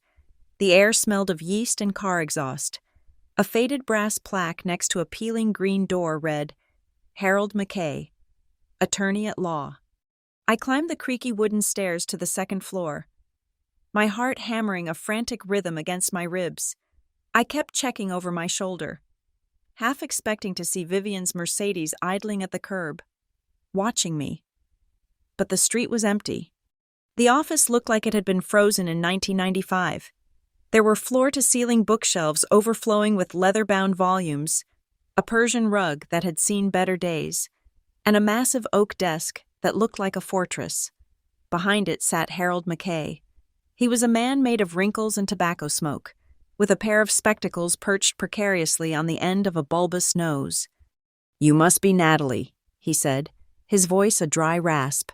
He did not stand up, but he gestured to a leather chair. "Sit. We are on a tight schedule. The gardener can only stall for 45 minutes. "The gardener?" I asked, sinking into the chair. "Mr. McKay. My grandfather called me last night. He sounded lucid. He told me to come here. What is going on?" Harold smiled, and for a second, 20 years melted off his face. "Walter has always been a dramatic son of a gun, but this time, I think he has outdone himself." He pressed a button on his intercom. "Send him in." A side door I had assumed was a closet opened. My breath caught in my throat. Grandpa Walter wheeled himself into the room. He was not wearing the stained cardigan and sweatpants Vivian usually forced him into. He was wearing his old tweed jacket, the one with the suede patches on the elbows, and a crisp button-down shirt. He was not slumped over. He was sitting upright, his hands gripping the wheels with surprising strength. "Grandpa?" I whispered. He stopped the chair next to me and reached out, taking my hand. His grip was warm and firm. "Hello, Nat. Sorry about the cloak and dagger, but if Vivian knew I was here, she would probably burn the house down with us inside." How are you here?" I stammered. "She watches you like a hawk." "She watches the invalid," Grandpa said with a wicked glint in his eye. "She does not watch the man who pays the gardener an extra $500 a month to look the other way while I sneak out the back service ramp. Jimmy is a good kid. He drove me here in his truck." "You are not sick," I said, tears pricking my eyes. "The dementia, the confusion, it was all a lie?" "Not all of it," Grandpa admitted, his face softening. "I am 82. Natalie, my knees hurt, my heart flutters, and sometimes I do forget where I put my glasses. But my mind? No, my mind is still mine. But 2 years ago, when Mark brought that woman into the house, I realized that being sharp was a disadvantage. If I fought her openly, she would just medicate me until I actually was a vegetable. So I went underground." Harold cleared his throat and opened a thick file folder on his desk. "Let us get to business," the lawyer said. "Vivian Rhodes is operating under the assumption that the will from 2010 is the active document, or rather, she is operating under the assumption that she can bully Walter into signing a new one that gives her everything. She is wrong on both counts." Harold slid a document across the desk toward me. It was thick, bound in blue paper, and stamped with a notary seal. "Last Will and Testament of Walter James Hale." The date caught my eye immediately. October 14th, 2024. "That was 3 months ago," I said. "We have updated it 3 times in the last 2 years," Harold said. "Every time Vivian tried to make a move, Walter and I made a counter-move. This document supersedes everything. It explicitly revokes any previous wills, trusts, or powers of attorney." I began to read. The legal language was dense, but the meaning was clear as crystal. "I hereby bequeath the property known as Hale Woodworks, the primary residence at 12 Oak Lane, and 80% of the liquid assets held in the Hale Family Trust to my granddaughter, Natalie Rhodes." I looked up, stunned. "Grandpa." "Keep reading," Grandpa said, tapping the paper. I looked down at the section regarding Vivian. To Vivian Rhodes, I leave the sum of $10,000, contingent upon a signed affidavit stating that she has never interfered with my medical care or financial correspondence. Should any evidence of such interference arise, this bequest is null and void. $10,000? I asked. She expects millions. She expects the land sale alone to net $2 million. She gets crumbs, Grandpa said, his voice hardening. And even those crumbs are bait. She will never sign that affidavit because she knows she is guilty. But she will contest this, I said, panic rising again. She will say you were incompetent when you signed it. She has doctors. She has been building a case that you are senile for years. She tells everyone. Harold reached into a drawer and pulled out another file. That is why Walter has been seeing Dr. Eris, not your therapist, but her husband, the neurologist, for independent evaluations every 3 months. We have a paper trail of competency certificates a mile long. Every time he signed a will, a doctor certified he was of sound mind. Vivian's doctors only see the actor. Ours see the man. It was brilliant. It was a fortress of paperwork built right under Vivian's nose. But as I looked at Grandpa, a wave of hurt washed over me, mixing with the relief. You knew, I said, my voice trembling.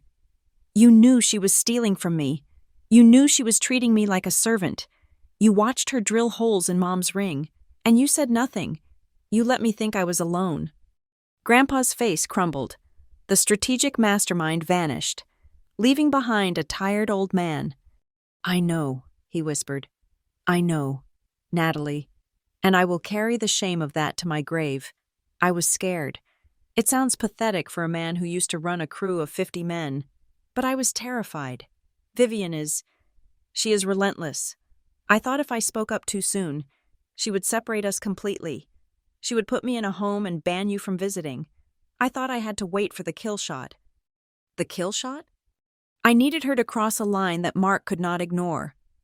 Grandpa said, I needed her to do something so undeniable that even the law would not need a trial. I needed violence. He reached down to the side of his wheelchair and picked up his walnut cane. He placed it on Harold's desk with a heavy thud.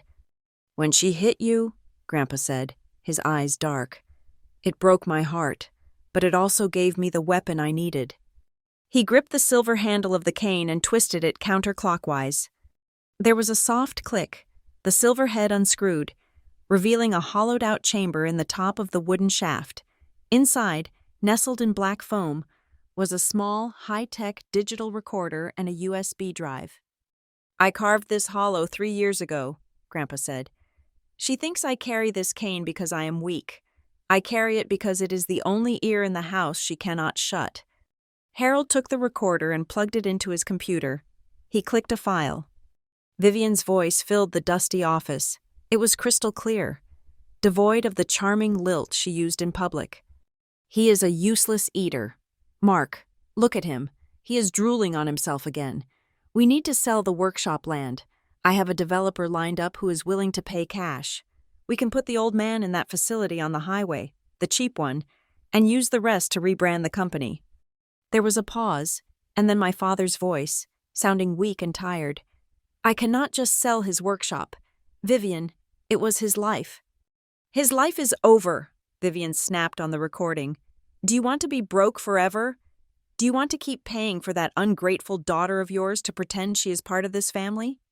Sign the power of attorney transfer. Mark, I will handle the rest. You won't even have to look at the papers. Harold stopped the playback. We have hours of this, Harold said grimly. We have her admitting to intercepting mail. We have her discussing hiding assets. We have her abusing him verbally. And now, thanks to your notes and the witnesses at the Christmas party, we have physical assault. The slap was the final piece, Grandpa said softly. When I slammed the cane down that night, I was marking the timestamp. I stopped the recording right after I stood up. It is all there. The hit, the scream, the silence. I looked at the cane, a simple stick of wood that had become the most dangerous object in the world. So what do we do? I asked. Do we go to the police now? Do we arrest her? No, Harold said. leaning forward. If we go to the police now, she lawyers up, she drags it out, she plays the victim. We want total capitulation. We want her to walk away with nothing, willingly, because she is too terrified to fight. January 3rd, Grandpa said. The estate review. I realized. Exactly, Harold nodded. Vivian thinks that meeting is where she formalizes her takeover. She has invited the bank manager, her own lawyer, and Mark. She thinks you are out of the picture. She thinks Walter is a prop. We are going to let her run the show, Grandpa said, a slow smile spreading across his face. We are going to let her lay out her entire plan. We are going to let her present the fraudulent papers. We are going to let her dig the hole so deep she can never climb out. And then, Harold finished, we drop the hammer. Or the cane, Grandpa added. The room fell silent. Outside, a car honked. But inside, the atmosphere was electric. It was the feeling of a tide turning. For years, Vivian had been the shark in the water, circling us, taking bites whenever she pleased. She did not know that we had just drained the ocean. Grandpa reached out and picked up the USB drive. He held it up to the light. You asked about the ring, Natalie, he said. You told me to figure out why she wears it. She wears it because it is the only thing of value she thinks she truly owns, Grandpa said. But there is something else, something she does not know. Your mother and I, we had a little secret about that ring, a failsafe. What failsafe? Not yet, Grandpa shook his head, placing the USB back into the cane and screwing the lid shut. That is for the finale. You just focus on staying calm. Do not answer her texts. Let her think you are beaten. Let her think you are scared. I am not scared, I said, and I was surprised to find that it was true. I am angry. Good, Harold said. Anger is fuel. Panic is poison. Keep the fuel. Dump the poison. The gardener, a burly man named Jimmy who I vaguely recognized from the backyard, knocked on the side door. Time to go. Mr. Hale, she will be back from her yoga class in 20 minutes. Grandpa wheeled himself toward the door. He paused and looked back at me. The transformation was instant. His shoulders slumped, his head lolled to the side, and his jaw went slack. He looked exactly like the confused, frail old man I had cried over for 2 years. See you on the 3rd, Julia, he mumbled, winking at me before rolling out the door. I sat there with Harold for a moment longer. He is a tough old bird, Harold said, closing the file. He loves you very much. Natalie, he hated playing this part. He told me once that the hardest acting he ever did was not slapping her hand away when she pinched him. I stood up, my legs feeling steady for the first time in days. Thank you, Mr. McKay. Don't thank me yet, he said. Get your spreadsheet ready, get your photos, and buy a nice dress for the meeting. Black, like a funeral, because that is what it is going to be for her. I walked out of the office and down the stairs. The smell of baking bread was overwhelming, rich and warm. I took a deep breath. I took my phone out and looked at the calendar. January 3rd. It was 5 days away. I walked to my car, the ghost of Grandpa's cane tap echoing in my mind. Thwack. Vivian Rhodes had spent 2 years building a kingdom on a foundation of lies and intimidation. She thought she was the queen. She did not realize she was just a squatter in a house built by a master carpenter. And the carpenter was coming home with a sledgehammer. The 5 days between my meeting with Harold McKay and the scheduled estate review felt less like a waiting period and more like living inside a pressure cooker. The silence I had tried to maintain was constantly bombarded by a digital siege. My phone, once a source of connection, had transformed into a grenade that detonated every hour on the hour. Vivian did not stop at the slap. That was just the opening physical salvo. Now, she was engaged in psychological warfare, a tactic she had perfected over years of corporate maneuvering and emotional manipulation. She was trying to break me before I even stepped into the room on January 3rd. She wanted me too exhausted, too scared, or too guilty to fight. Her strategy was a dizzying bipolar oscillation between the weeping victim and the cold-blooded executioner. On the morning of December 27th, I woke up to 3 voicemails. The first was from Vivian, time-stamped at 2 in the morning. Her voice was thick with tears, breathless and shaky. "Natalie," she sobbed into the receiver, "I do not know why you hate me so much. I have tried everything to be a mother to you. Your father is devastated. He is sitting in the dark, crying. You have broken this family. Natalie, you have shattered us over a piece of jewelry. How could you be so cruel?" If I had heard that message 2 years ago, I would have been in my car driving over there to apologize before the recording even ended. The guilt would have eaten me alive. But then I played the second message, left at 4 in the morning. The tears were gone. The voice was ice. "Listen to me, you little brat. If you breathe a word about what happened at dinner to anyone, I will ruin you. I will tell the nursing board you are stealing narcotics. I will tell them you are unstable. Who are they going to believe? The wealthy event planner or the exhausted nurse who hallucinates that her dead mother is talking to her? Think about your license, Natalie. Smart girls know when to shut up." I saved both messages. I exported them to the folder on my laptop titled Evidence. I did not reply. Then came the email from my father. Seeing his name in my inbox usually brought a flicker of hope, but this time, the subject line was simply, "Moving forward." I opened it, sitting at my kitchen table with a cup of coffee that had gone cold. "Natalie," it read, "I know emotions were high on Christmas. We all said and did things we regret. Vivian is under immense pressure with Grandpa's care, and she snapped. She is fragile right now. Honey, you provoked her by bringing up the past. I think it is best if we just put this behind us. Do not make a big deal out of a family squabble.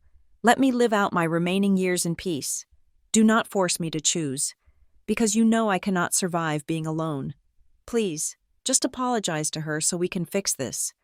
He was asking me to apologize for being assaulted. He was asking me to apologize for bleeding. I felt a tear slide down my nose, but I wiped it away angrily. My therapist, Dr. Eris, had told me to expect this. Enablers protect the abuser because the abuser holds their comfort hostage. She had said, Mark was not protecting Vivian because he loved her. He was protecting her because he was terrified of her. I took a screenshot of the email. I dragged it into the folder. I did not reply. The silence from my end seemed to infuriate them. By December 29th, the flying monkeys arrived. These were the relatives, aunts, cousins, distant uncles, who had heard Vivian's sanitized, spun version of the story. My phone pinged with texts from people I had not spoken to in a year. "Aunt Linda, I heard you attacked Vivian at Christmas. I thought you were raised better than that. She is caring for your grandfather." Cousin Mike, "Seriously, Nat? Trying to grab the inheritance while the body is still warm? That is low, even for you." Vivian had spun a narrative where I was the aggressor, the greedy daughter demanding money and physically threatening her. She was isolating me, turning the family tree into a wall of thorns. I did not defend myself. I did not text back explaining about the ring or the slap. I realized that any response would be fuel. Silence was the only thing that starved the fire. I simply archived the messages, adding them to the pile.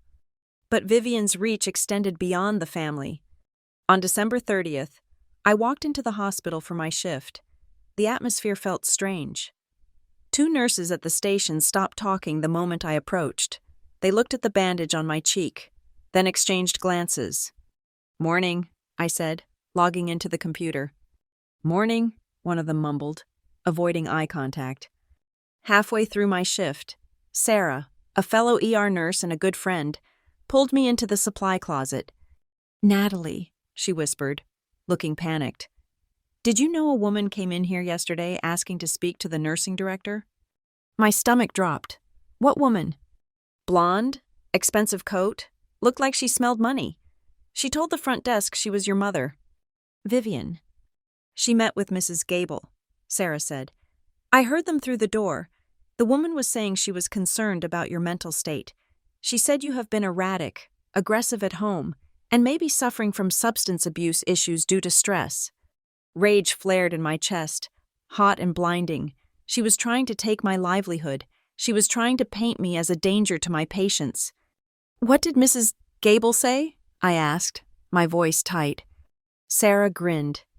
"Mrs. Gable told her that in 10 years of practice, Natalie Rhodes has never had a single complaint. She told her that you are the most level-headed nurse on the floor, and then she asked the woman to leave because she was violating staff privacy policies. Security escorted her out." I leaned against the shelves of saline bags, exhaling a breath I did not know I was holding. Vivian had overplayed her hand. In her world, accusations were enough to destroy someone. In my world, in the medical world, we relied on charts, data, and track records. Later that day, Mrs. Gable called me into her office. I expected a lecture, but she just looked at my cheek. "I assume the woman who was here is the one responsible for that?" she asked, pointing to my face. "Yes, ma'am," I said. "She is my stepmother." "Do you need to file a police report?" Mrs. Gable asked. "We have cameras in the parking lot if she comes back." "Not yet," I said. "I am handling it legally. Thank you for having my back." "I protect my nurses," Mrs. Gable said firmly, "especially the good ones. Do not let her rattle you." I left the hospital feeling stronger. Vivian thought she could isolate me from my career, but she had only solidified my support system. Meanwhile, according to the text updates I was getting from Harold McKay, Grandpa Walter was playing his part perfectly. On December 31st, Vivian took Grandpa to the bank. She wanted to ensure the accounts were ready for the transfer she planned to execute on the 3rd. Harold texted me the details later. Walter put on a show, drooled on the counter, shook so hard he could not hold the pen. Vivian had to help him hold it. The teller, Mrs. Higgins, has been briefed. She accepted the signature but flagged the account immediately in the system per my instructions. The note on the screen says, "Under duress, contact Attorney McKay for authorization on any withdrawal over $100. Vivian thinks she cleared the path. She actually tripped the silent alarm. It was a brilliant trap. Vivian walked out of that bank believing she had total control, unaware that every move she made was being documented as evidence of coercion. But the most terrifying moment came on New Year's Day. I was at home, reading a book, trying to distract myself from the countdown. It was 9 o'clock at night. It was snowing again, a blizzard that rattled the windows. Then, there was a pounding on my door. It was not a polite knock. It was a fist hammering against the wood. "Natalie, open this door!" It was Vivian. My heart hammered against my ribs. I had not expected her to come here. I crept to the peephole. She was standing in the hallway, wearing a fur coat, her hair wet with snow. She looked manic. "I know you are in there," she screamed. "I saw your car. Open the door. We need to settle this like adults." I did not open the door. I grabbed my phone and dialed Ava. "Ava," I whispered when she answered. "Vivian is at my door. She is screaming." "Put me on speaker," Ava said instantly. "Loud." I turned on the speakerphone and held it up to the door.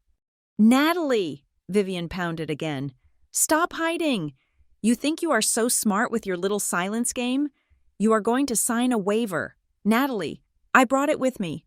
You are going to sign a waiver stating that you provoked me and that you waive all claims to the estate. If you sign it tonight, I will give you $5,000.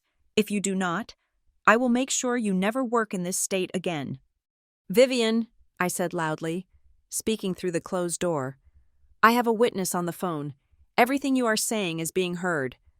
"I do not care who is on the phone," she shrieked. "You are a thief. You are trying to steal my husband's money. Open the door or I will kick it down." "I advise you to leave." Ava's voice boomed from my phone, calm and authoritative. "This is Ava Mitchell. I am recording this call. You are trespassing and threatening a resident. The police station is 3 blocks away. Shall I call them, or will you leave?" There was a silence on the other side of the door. The threat of the police, combined with the presence of a third party, seemed to puncture Vivian's balloon of rage. "You will regret this," Vivian hissed, her voice lower now, vibrating with venom. "You will regret making an enemy of me." I heard her heels clicking away down the hallway. I heard the heavy fire door slam shut. I slid down the wall and sat on the floor, my legs shaking uncontrollably. "Is she gone?" Ava asked. "I think so." "You did good, Nat," Ava said. "You did not open the door. You did not engage. That is another strike against her. Attempted coercion, bribery, threats. Add it to the file." I sat there for a long time, listening to the wind howl. I felt besieged. My apartment, my sanctuary, had been violated by her voice. But then, my phone buzzed with a text message. It was from an unknown number. The area code was local. "Miss Rhodes." The text read, "My name is Arthur Henderson. I moved into the house next to your father's last month. I used to be a detective in Charlotte. I saw what happened in the driveway tonight when they came back from the bank. I think you should see this." Below the text was a video file. I pressed play with a trembling finger. The video was grainy, shot from a window across the fence, but the streetlights illuminated the scene clearly. Vivian's Mercedes was parked in the driveway. Vivian got out, walked around to the passenger side, and yanked the door open. She pulled the wheelchair out roughly. Grandpa Walter looked limp, his head down. Vivian pushed the chair toward the ramp, but she was moving too fast, clearly angry. At the top of the ramp, the wheel caught on the lip of the threshold. Instead of maneuvering it gently, Vivian shoved the chair, hard. Grandpa's body jerked forward violently. He nearly tumbled out of the chair onto the concrete. He grabbed the armrest just in time to steady himself. Vivian did not check on him. She did not apologize. She leaned over and shouted something right in his face, pointing a finger at him. Then she shoved the chair through the door and slammed it. I watched the video 3 times. It was not just negligence, it was physical abuse. It was proof that she was a danger to him. I texted back, "Thank you. You have no idea how much this means. Would you be willing to testify to this?" The reply came instantly. "I hated bullies when I was a cop, and I hate them now. Just let me know when and where." I added the video to the evidence folder. That night, unable to sleep, I made the mistake of checking Vivian's social media. I wanted to see how she was spinning this. Her Instagram feed was a curated gallery of lies. There was a photo posted 2 hours ago. It was a selfie of Vivian, looking fresh and smiling, holding a cup of tea. In the background, out of focus, was Grandpa Walter sleeping in his chair by the fire. The caption read, "So blessed to care for our elders. It is a labor of love. Even when it is hard, my heart is full knowing I am providing a safe haven for my husband's father.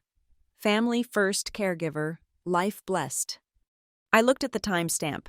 She had posted this labor of love photo exactly 30 minutes after she had nearly dumped him out of his wheelchair onto the concrete and screamed in his face. The audacity was breathtaking. But as I looked closer at the photo, I noticed something. On the side table next to Grandpa, partially obscured by a vase of white roses, was a stack of papers, and on top of the stack was a legal pad. I zoomed in. The resolution was high. I could see handwriting on the pad. It was Vivian's distinct, loopy script. It was a list. 1. Sell workshop land. Cash offer pending. 2. Transfer trust funds to joint account. 3. Nursing home deposit. Shady Pines. 4. Change locks. Jan 4th. She had posted her own conspiracy, in her arrogance, in her need to show the world how wonderful she was. She had accidentally photographed her crime board. I took a screenshot. I zoomed in and took another. I laughed. It was a dry, humorless laugh that echoed in my empty apartment. She was so sure of herself. She was so convinced that I was a weak, stupid girl and that Grandpa was a senile old vegetable, that she was broadcasting her crimes to the internet. I closed my laptop. The fear that had gripped me when she pounded on my door was gone. The hesitation I felt about suing my family had evaporated. She had threatened my job. She had assaulted me. She had abused my grandfather. And she was planning to throw him into a cheap nursing home the day after she stole his legacy. I looked at the calendar on the wall. January 2nd. Tomorrow was the day. I went to my closet and pushed aside the scrubs and the comfortable sweaters.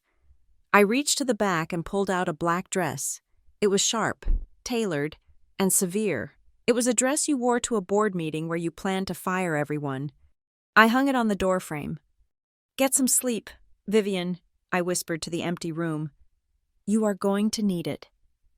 The morning of January 3rd was gray and brittle, the kind of winter day where the sky looks like a sheet of unpolished steel. I arrived at the estate at 9 in the morning sharp. I did not park in the overflow lot where the staff usually parked. I parked right next to my father's Range Rover, blocking the path to the garage.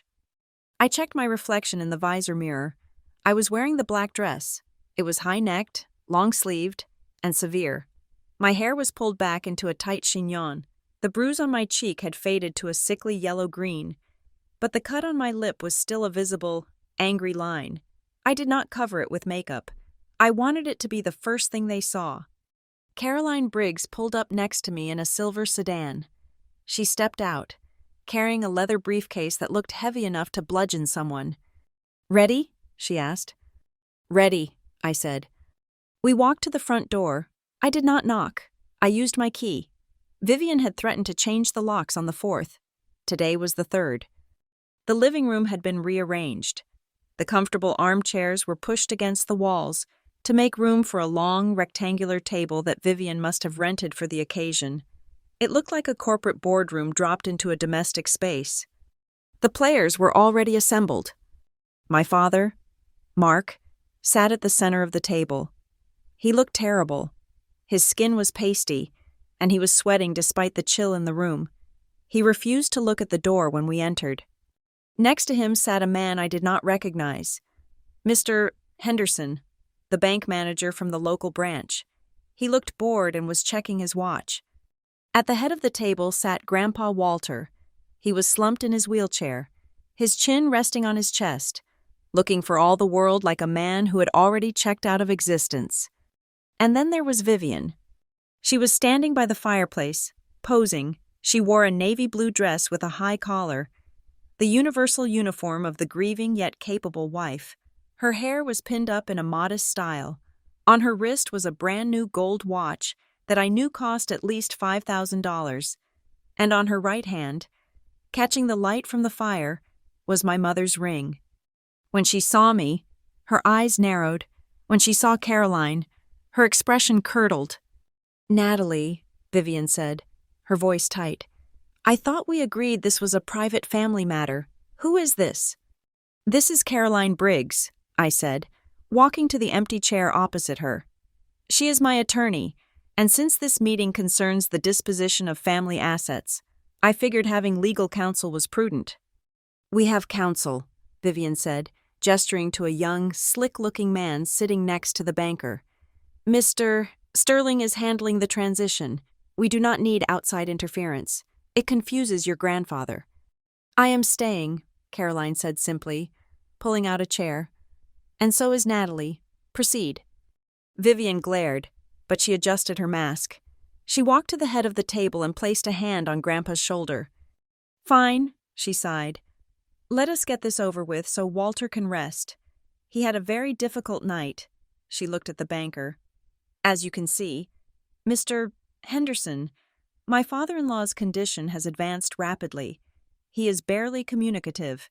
Mark and I just want to ensure his remaining assets are managed safely to provide for his care." Grandpa Walter let out a low groan. He lifted his head slightly, his eyes unfocused. "Is it Tuesday?" he mumbled, his voice trembling. "Did the mail come?" Vivian smiled sadly at the room. "See? He does not even know what month it is. It is heartbreaking." She slid a stack of documents toward Mark. "These are the papers we discussed.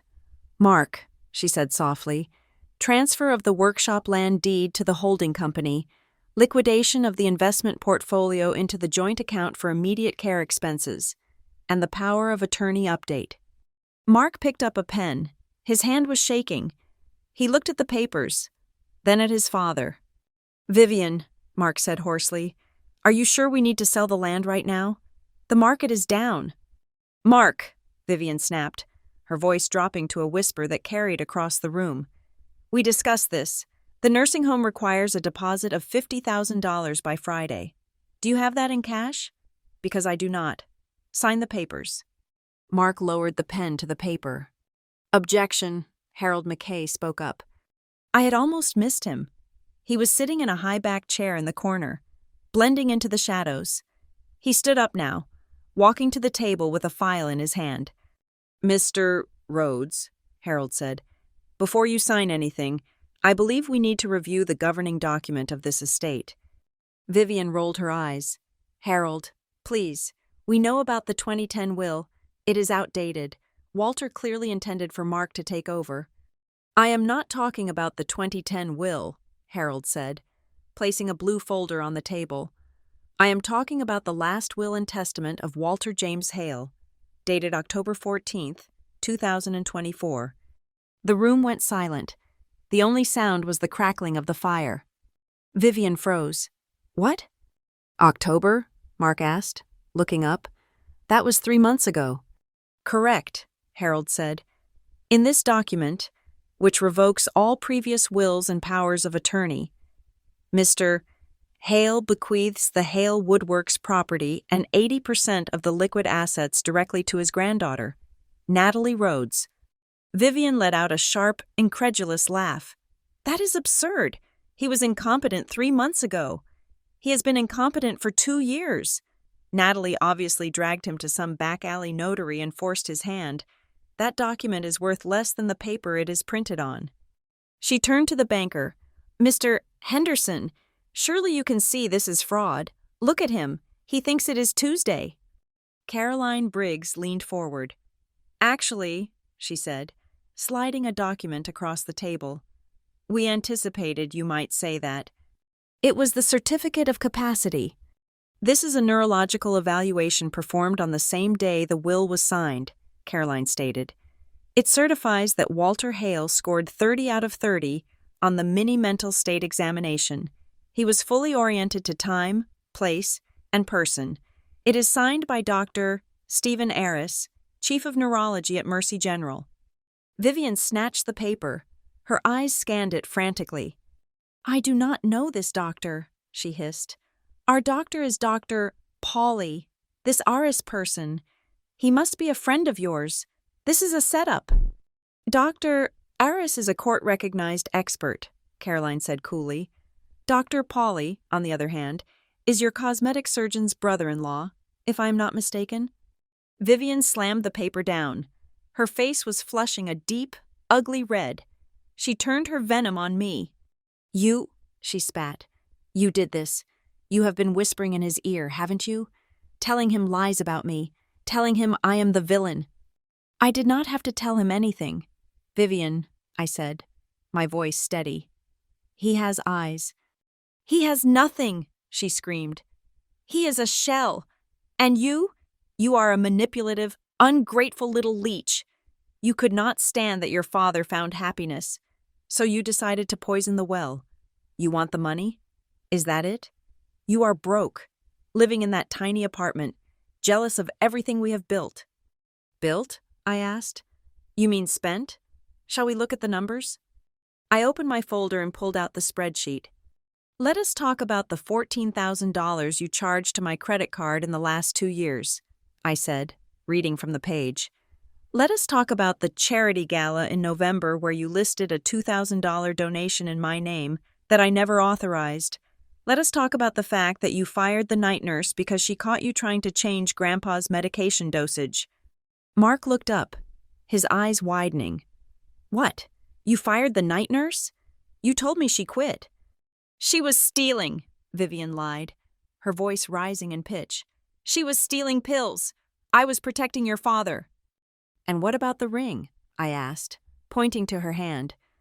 "Were you protecting that too?" Vivian covered her right hand with her left. "This has nothing to do with the estate. This is my property. Mark gave it to me." "It belongs to the Julia Rhodes Trust," Caroline said. "We have the original insurance rider. It was never Mark's to give." "You represent a liar," Vivian shouted at Caroline. "She is mentally unstable. She came here on Christmas and attacked me. Look at her face. She probably did that to herself to frame me. She is sick. I have photos, I said calmly. I have a dated injury report, and I have witnesses.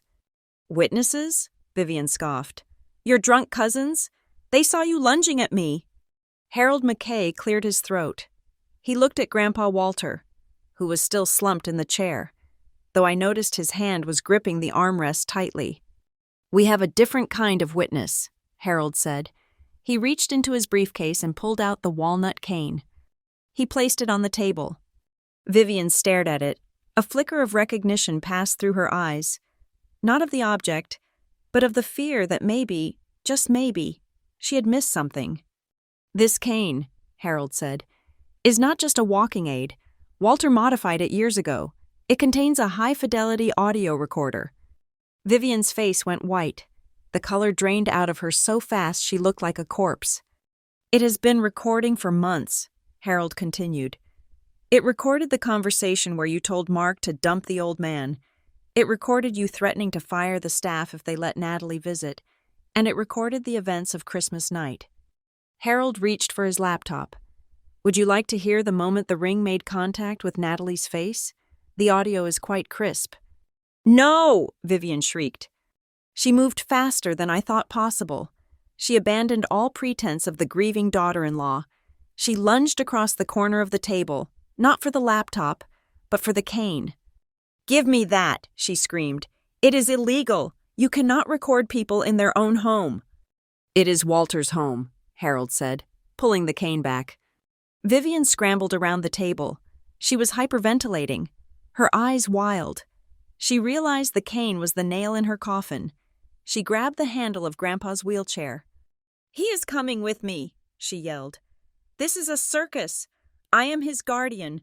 I am taking him to his room. She yanked the wheelchair backward violently.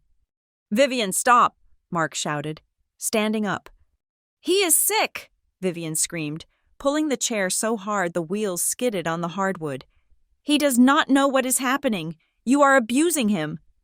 The sudden motion caused the wheelchair to tilt dangerously. One wheel lifted off the ground. Grandpa Walter let out a shout of surprise as his body tipped to the side. Grandpa, I yelled. I dove forward. I reached out to steady the chair, to grab his arm before he hit the floor. My hand closed around his forearm, pulling him back to safety.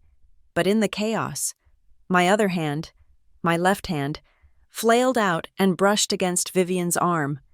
Specifically, my fingers grazed the cold metal of the ring on her finger. Vivian reacted as if I had burned her. She released the wheelchair and grabbed my wrist. Her grip was like a vice. Her nails dug into my skin. Get your hands off my ring, she screeched. She twisted my arm, trying to throw me off balance. She raised her other hand, the one with the ring, pulling it back for another strike. Her face was twisted into a mask of pure, unadulterated hatred. You will never take this from me, she yelled. It is mine. I earned it. I put up with this miserable family for 3 years for this. The room froze. She had said it. She had admitted it. I put up with this miserable family. Mark stood there, his mouth open. The banker looked horrified.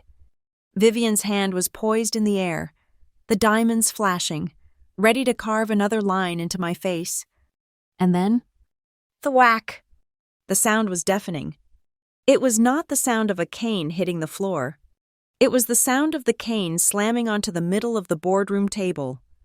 The heavy walnut shaft cracked the polished surface. The vibration rattled the water glasses. We all froze. Vivian's hand stopped in midair. We turned to look. Grandpa Walter was no longer slumped. He was no longer shaking. He had pulled himself up. He was standing on his own 2 feet, leaning forward, his hands planted flat on the table, his face inches from the center of the room. The fog was gone. The dementia was gone. Walter Hale was back, and he looked like a king who had just returned to find rebels sitting on his throne. The chaos in the living room was a blur of motion and sound. Vivian was dragging the wheelchair backward with the frantic strength of a cornered animal, her heels skidding on the Persian rug. The chair tipped dangerously, one wheel spinning freely in the air.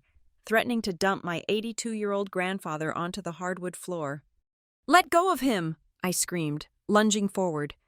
I reached out to grab the frame of the chair, trying to stabilize it, but in the tangle of limbs and panic, my forearm collided with Vivian's elbow. It was an accident, a desperate attempt to prevent a fall. But to Vivian, it was an act of war. She released the handle of the chair, letting it crash back down onto all four wheels with a bone-jarring thud. Grandpa groaned, clutching the armrests, his face pale. Vivian spun on me. Her eyes were wide, the pupils dilated with adrenaline and pure, unadulterated malice. She did not look like the polished socialite anymore. She looked feral. "You touched me," she hissed, her voice vibrating with rage. "You dare touch me in my own house?" She raised her right hand, the same hand that had struck me on Christmas, the same hand that bore the stolen weight of my mother's diamonds. "No!" Mark shouted from the table, but he was too slow. He was always too slow. Vivian's hand came down. This time, she did not aim for a glancing blow. She put her entire body weight into it. The palm of her hand connected with the side of my head, right over the healing ear, while the ring, the sharp, modified setting, raked across my jawline. The sound was sickening. It was a wet, heavy crack that echoed off the high ceilings. My head snapped to the side. The force of the blow sent me stumbling backward, colliding with the edge of the heavy oak table. I tasted copper instantly. My vision white-outed for a fraction of a second, replaced by a kaleidoscope of pain. "You are a parasite!" Vivian screamed, standing over me, her chest heaving. "You are a leech! You suck the life out of this family and you think you deserve a payout? You deserve nothing! You are nothing!" The silence that followed was absolute. It was a vacuum that sucked the air out of the room. "Oh my God," Mr. Henderson, the bank manager, whispered. He had stood up, his chair knocked over behind him, his hand covering his mouth in horror. "Vivian." My father's voice was a strangled gasp, like he had been punched in the gut. Caroline Briggs did not gasp. She did not move to help me. She stayed perfectly still, her eyes locked on the scene, her voice dropping to a low, deadly calm. "Everyone in this room heard that," Caroline said. "Everyone saw that, and everyone heard the slur." Vivian stood there, panting, her hands still raised, the adrenaline slowly draining away to reveal the dawning realization of what she had just done. She looked at the banker, she looked at the lawyer, she looked at Mark, and then she looked at the wheelchair. Thwack! The sound was not like the one on Christmas. That had been a sharp rap. This was a thunderclap. Grandpa Walter had lifted his heavy walnut cane high into the air and brought it down onto the hardwood floor with a force that shook the floorboards beneath our feet. Crack! He did it again. And then, Walter Hale stood up. He did not struggle. He did not wobble. He placed his hands on the cane and rose to his full height of 6 feet. He straightened his spine, shedding the curvature of age and infirmity like a heavy coat he no longer needed to wear. He turned his head slowly. The vacant, watery look was gone.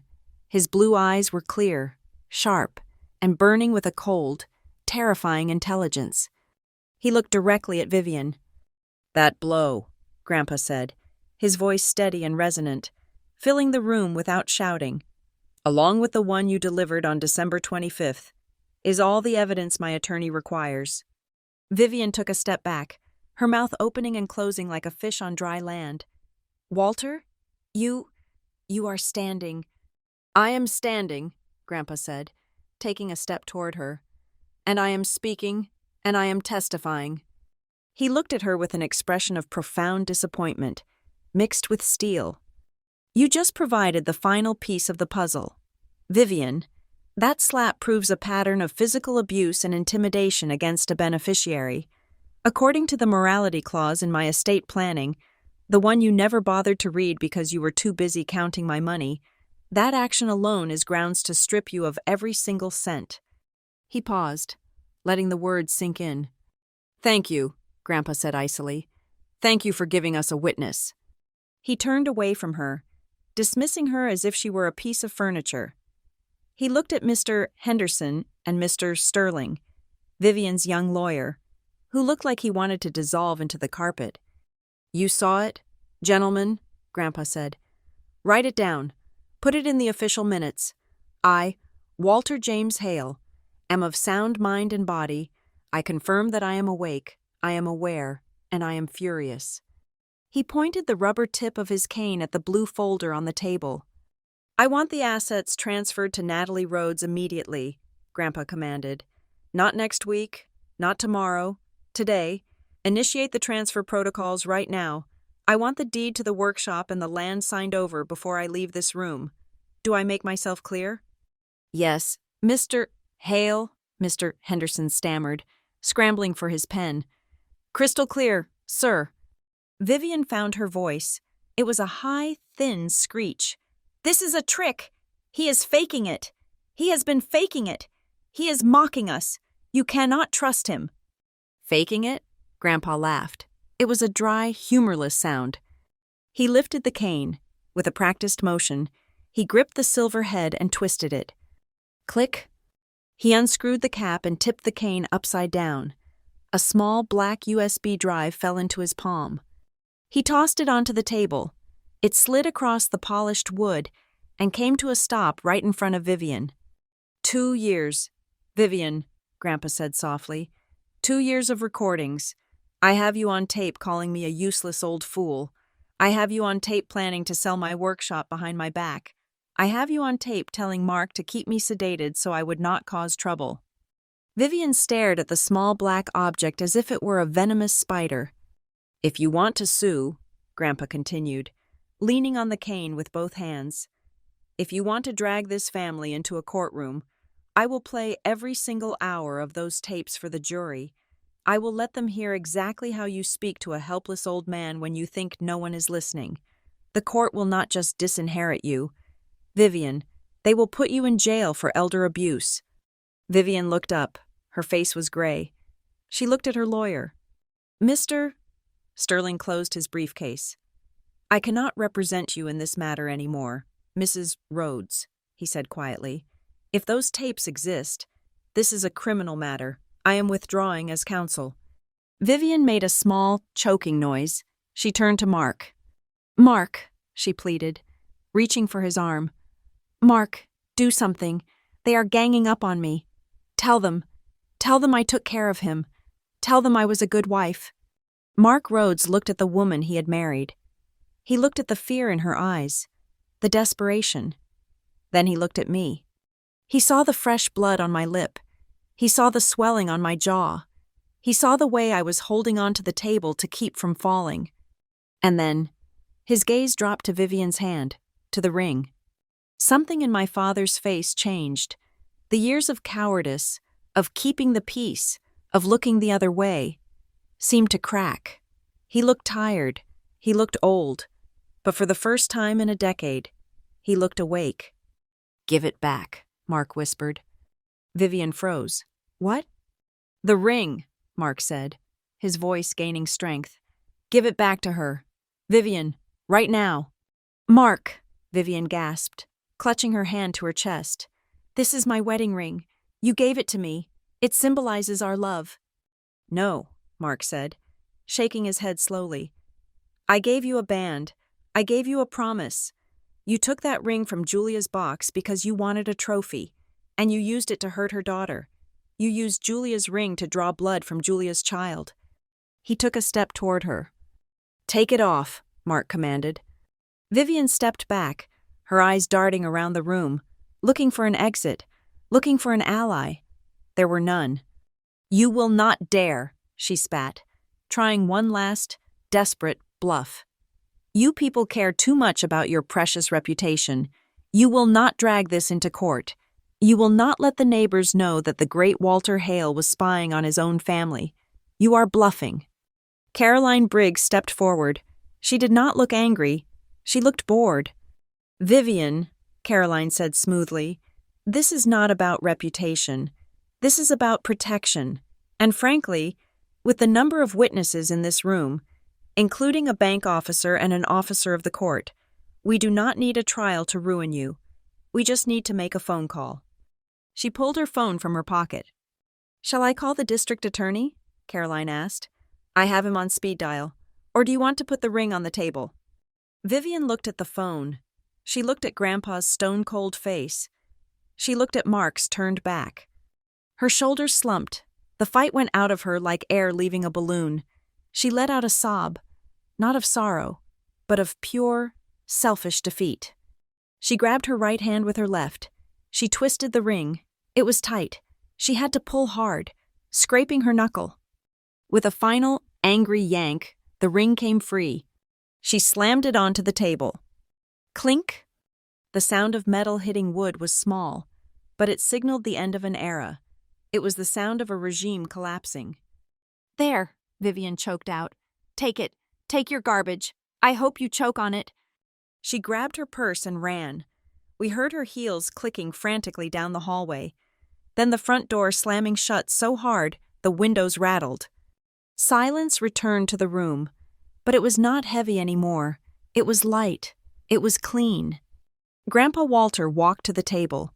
He reached out with a trembling hand, not from weakness, but from emotion, and picked up the ring. He held it up to the light. The diamonds sparkled, indifferent to the violence they had just caused. He turned to me. "Natalie," he said softly. I walked over to him. My legs felt like jelly. I was crying. Silent tears that stung the cut on my cheek. "I am sorry," I whispered.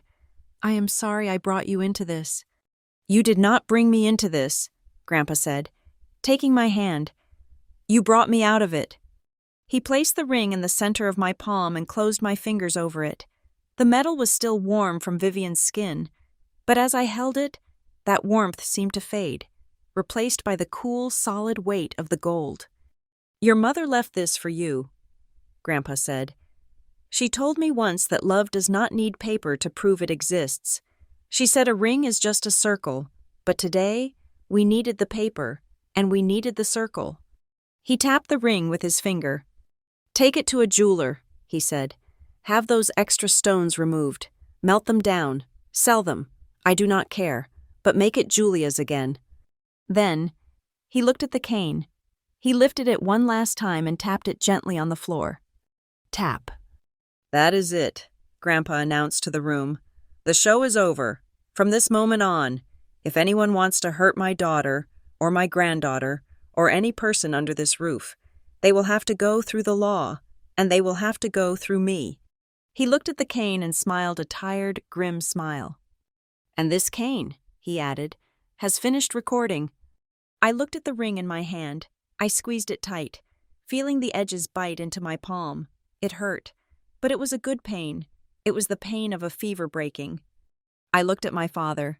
He was sitting in his chair, his head in his hands, weeping silently. I did not go to him. I did not comfort him. That was not my job anymore. "Let's go, Grandpa," I said. "Yes," Walter said. "Let's go get some tomato soup, real soup, not that canned sludge she buys." We walked out of the house together. I pushed the wheelchair, but it was empty. Grandpa walked beside me, leaning heavily on his cane, but moving under his own power. We stepped out onto the porch. The snow had stopped falling, but the world was covered in a pristine white blanket. The air was crisp and cold, biting at my exposed skin. I took a deep breath. It hurt my ribs, but it tasted sweet. I looked down at my hand. The ring was there. It was safe. Behind us, the heavy oak door of the estate stood open, exposing the empty hallway. The gilded cage was broken. I buttoned my coat and took Grandpa's arm. We walked down the steps, leaving 2 sets of footprints in the fresh snow, 1 pair of boots, and the rhythmic, steady dot of a walnut cane. A family had fallen apart today, but as I looked at the old man beside me, grinning like a schoolboy who had just pulled off the greatest prank in history, I knew that something else had been built, something stronger, something real. And for the first time in 2 years, I wasn't just surviving, I was free. Thank you so much for listening to this story. If you enjoyed seeing justice served cold, Please let me know in the comments where you are listening from. And do not forget to subscribe to the Lila Revenge Stories channel, like this video, and hit the hype button so more people can hear this story.